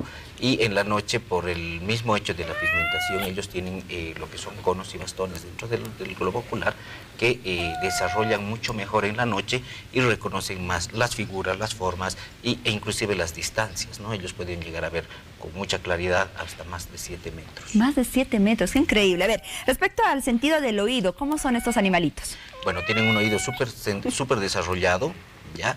Ellos pueden detectar vibraciones que son casi imperceptibles para nosotros, como en el caso de los roedores y otros animales. Igual a muchos metros de distancia ellos detectan algún movimiento, algún ruido que puede producir un ratón, que para nosotros es totalmente imperceptible, ¿no? Exacto, entonces ellos logran percibir esos sonidos y el pelito que está alrededor de las orejas les ayuda igual a captar cierto tipo de vibración. A ver, hace un momento nos hablaba de los bigotes. A ver, ¿qué función cumplen los bigotitos de esos felinos en su equilibrio? Creo que también sirve para calcular distancias, ¿cierto? Exactamente, eso les sirve precisamente para eso. En el momento de que ellos empiezan a crecer, van a notar que los bigotes igual, de cierta manera, mantienen el tamaño que les permite calcular distancias para ver por dónde pueden y no pueden entrar. Pero tomemos en cuenta que los gatos son animales muy flexibles y entran en cualquier cavidad, pero el tema de los bigotes les indica hasta dónde les permite la cavidad de poder entrar. Ahora, yo veía que de vez en cuando, ¿no?, con una cierta frecuencia se les van cayendo los bigotes a los gatos, pero les vuelven a crecer, por ejemplo. Pero hay algún momento en el cual puede caer los bigotes y ya no volver a crecer. ¿Y cuánto les podría afectar esto? Bueno, les afecta bastante. Ese es un tipo de problema mayor. Generalmente, obviamente, como cualquier ser que tiene pelos, bigotes y demás, va a haber cierto cambio a través del tiempo. Cuando se les cae excesivamente y no regenera, ya estaríamos hablando de algún problema ya patológico tal vez, ¿no? O una falta de vitaminas, algún tipo de deficiencia, problemas en la piel, hongos, dependiendo de qué tipo de... Ahora, hablemos a ver de la sociabilidad de los gatos. ¿Qué tan sociables son estos animales? Siempre vamos a entrar en una controversia con ese tema, ¿no? Porque hay mucha gente que los ama, los adora por su independencia. Y hay otras personas que precisamente porque son, y les llaman, ¿no?, ingratos, porque solo nos buscan cuando quieren cariño, cuando quieren comida o cuando quieren agua, o algún rato algún cariño. Entonces, son sociables a su estilo, pero generalmente son más territorialistas, ¿ya? Y hay que tener cuidado porque generalmente después de que llegan al desarrollo sexual, a la madurez sexual, se pueden tornar inclusive agresivos entre ellos por la misma competencia para ver quién va a dejar la siguiente generación. No. Ahora, algunos dicen que los gatitos son estresados, por ejemplo, están relacionados con el estrés. ¿Esto es cierto, doctor? En realidad los gatos son animales muy sensibles que pueden sentir el estrés que uno les transmite. Lastimosamente vivimos en una sociedad donde el estrés es el pan de cada día. Así es. Entonces, o sea, son muy perceptibles. Si uno está estresado, tiene cierto miedo, ellos ellos lo van a notar. Ellos. Entonces, como son tan sensibles, ellos sienten las vibras, la energía negativa que nosotros podemos tener, y por eso es que su comportamiento se torna errático, se vuelven huraños, se vuelven hasta cierto punto agresivos, tímidos, se ocultan y empiezan a llamar la atención de otra manera. Empiezan a rascar muebles, morder cosas, destrozar plantas, porque se sienten en un ambiente no cómodo para ellos. Ahora, de seguro en más de una ocasión ustedes, tú también, Lorena, habrás escuchado que los gatos tienen más de 7 vidas, se dice. ¿Qué tan cierto es esto, doctor, y por qué? Bueno, esos son creencias y mitos de la gente, ¿no? Que a través de los años se mantiene. Es a consecuencia, en parte, como les decía a un principio, como se los creían animales sagrados, en la época, bueno, en Egipto principalmente, a los faraones y demás, se los enterraba en un féretro específico con un gato. Y se creía que el gato absorbía el alma de esas personas y obviamente por un espacio que ellos hacían, el gato salía y ya tenía una nueva vida. Entonces los iban enterrando según el paso de los faraones hasta que cumplían su ciclo de vida. Generalmente llegaban a las 7 vidas, ¿no? De ahí es que vienen. Lo que sí podemos decir es que los gatos, por ejemplo, tienen bastante equilibrio. A veces los vemos caer desde alturas increíbles y caen bastante bien. Eso es cierto. La ventaja de ellos es que tienen, aparte de una flexibilidad asombrosa, lo que les ayuda muchísimo es el tema de la cola. La cola, aparte de es como un juego para ellos. A ver, ¿qué tiene la cola de nuestros gatitos? A ver, ¿cuál es su característica? Aparte de que les sirve para igual equilibrarse, porque es como un timón que ellos utilizan ya para poder caer de mejor forma, si vale el término. Claro. Entonces les da equilibrio. A ver, doctor, hay muchas razas de gatos y justamente hemos preparado algunas para que usted pueda identificar el gato que tiene en su casa y conocer más características y los cuidados que debe tener de acuerdo a la raza de su mascota. Así que vamos a comenzar con este gatito. A ver, ¿qué raza tenemos acá? Este es un angora turco. Ya su característica principal es el pelaje, que es doble, es sedoso, es largo. ¿Ya? Tiene las orejas en punta, los ojos bien definidos y el hocico igual, bien triangular, es de tamaño mediano a grande. Estos gatitos son increíblemente sociables, son muy cómodos o comodones, como le dice la gente. ¿Ya? Les gusta que los mimen, les gusta estar rodeado de gente, pero el principal problema de ellos es que tienden a tener problemas de obesidad por la falta de ejercicio. Entonces mucho cuidado con su alimentación, ¿no? Exacto. Además, estos gatos provienen de Turquía y de la ciudad de Angora, de ahí viene su nombre. Y se dice que en este lugar de origen son considerados un símbolo de pureza incluso. Correcto. Qué lindo. A ver, vamos con la siguiente raza. Ya. Dale. Son los absinios, ¿cierto? Los absinios, correcto. El absinio es bastante juguetón, es muy atractivo y su característica principal es que es extremadamente limpio. Este animalito no le gusta sentirse sucio. Hay que tener cuidado extremo con el tema del pelaje, ¿ya? Y por sus características es muy similar a un puma pequeñito. De ahí es que viene el término absinio. Ahora, estos provienen de Etiopía, ¿cierto? Incluso estos gatos tienen una figura muy estilizada, los abisinios. Por su belleza, por su elegancia, se ha dicho que incluso descienden del gato sagrado de egipcio. Sí. A ver. También se cree que son descendientes de África. Ah, de África también. Mire, características del abisinio. A ver, vamos con el siguiente, el balinés. El balinés. Ya, el balinés es una derivación del gato siamés. Son muy parecidos ambos. Este gatito tiene la peculiaridad que es leal a un solo dueño. Se acostumbra, puede haber en una familia 3, 4 personas, pero es leal a una sola. ¿Ya? ¿Ya? Puede seguirlos como un perrito a todo lado, pero con gente extraña es más retraído y prefieren mantenerse al margen. Sí, se dice que son bastante celosos, también egocéntricos, así que probablemente no permitan la compañía o la presencia de otra mascota en casa. Exacto, hay que tener mucho cuidado con su comportamiento, al menos cuando están solos, porque son territoriales y tienden a ser agresivos con otros, especialmente otros gatos. A ver, vamos con la cuarta raza. Esta raza proviene de Francia, ¿cierto? Chantreux. Sí. ¿Chantreux? ¿Está bien pronunciado? ¿Chantreux? Chantreux. Bueno, muy bien. Sí. El Chartreux es un gato original de Francia, como dice su nombre. Es muy apegado a sus dueños. Este sí es más sociable y prefiere jugar con perros a jugar con otros gatos. Esa es su característica. Su pelaje es clásico, es manchado. Generalmente tiene los ojos verdes. Pueden haber cierto tipo de variación, pero las patas son más como anilladas, si vale el término, ¿no? La cola es bien proporcionada y no es... la ventaja es que es de pelo corto y no bota demasiado pelaje. A ver, vamos con la siguiente raza. Estos son los gatos Manx, ¿cierto? Los gatos Manx que son originarios de la isla de Man, justamente de ahí viene su nombre. Y se dice que este gato tiene como característica principal su cola corta. Incluso hay algunos mitos, algunas teorías respecto a su cola, como por ejemplo, que Noel había dejado caer la puerta del arca sobre la cola de este gato. Exactamente, eso es cierto. Lo que pasa, bueno, este gatito se caracteriza, como dicen, por el tamaño pequeño de su cola, y eso se debe a un gen degenerativo de la misma raza que evita que el crecimiento normal de la última parte de las vértebras de las caudales, ¿no? Entonces por eso es que no tiene cola. Y es un gato muy, muy, muy cariñoso. Al igual que la mayoría de los gatos, les gustan los mimos, los cariños, pero no aguantan que se los carguen mucho. A ver, vamos a conocer ahora a los osigatos. A ver, con estas razas, por ejemplo, de las que hemos hablado hasta el momento, ¿cuáles son frecuentes o comunes acá en Bolivia? Bueno, el angora principalmente. ¿Ya? El angora es el más conocido.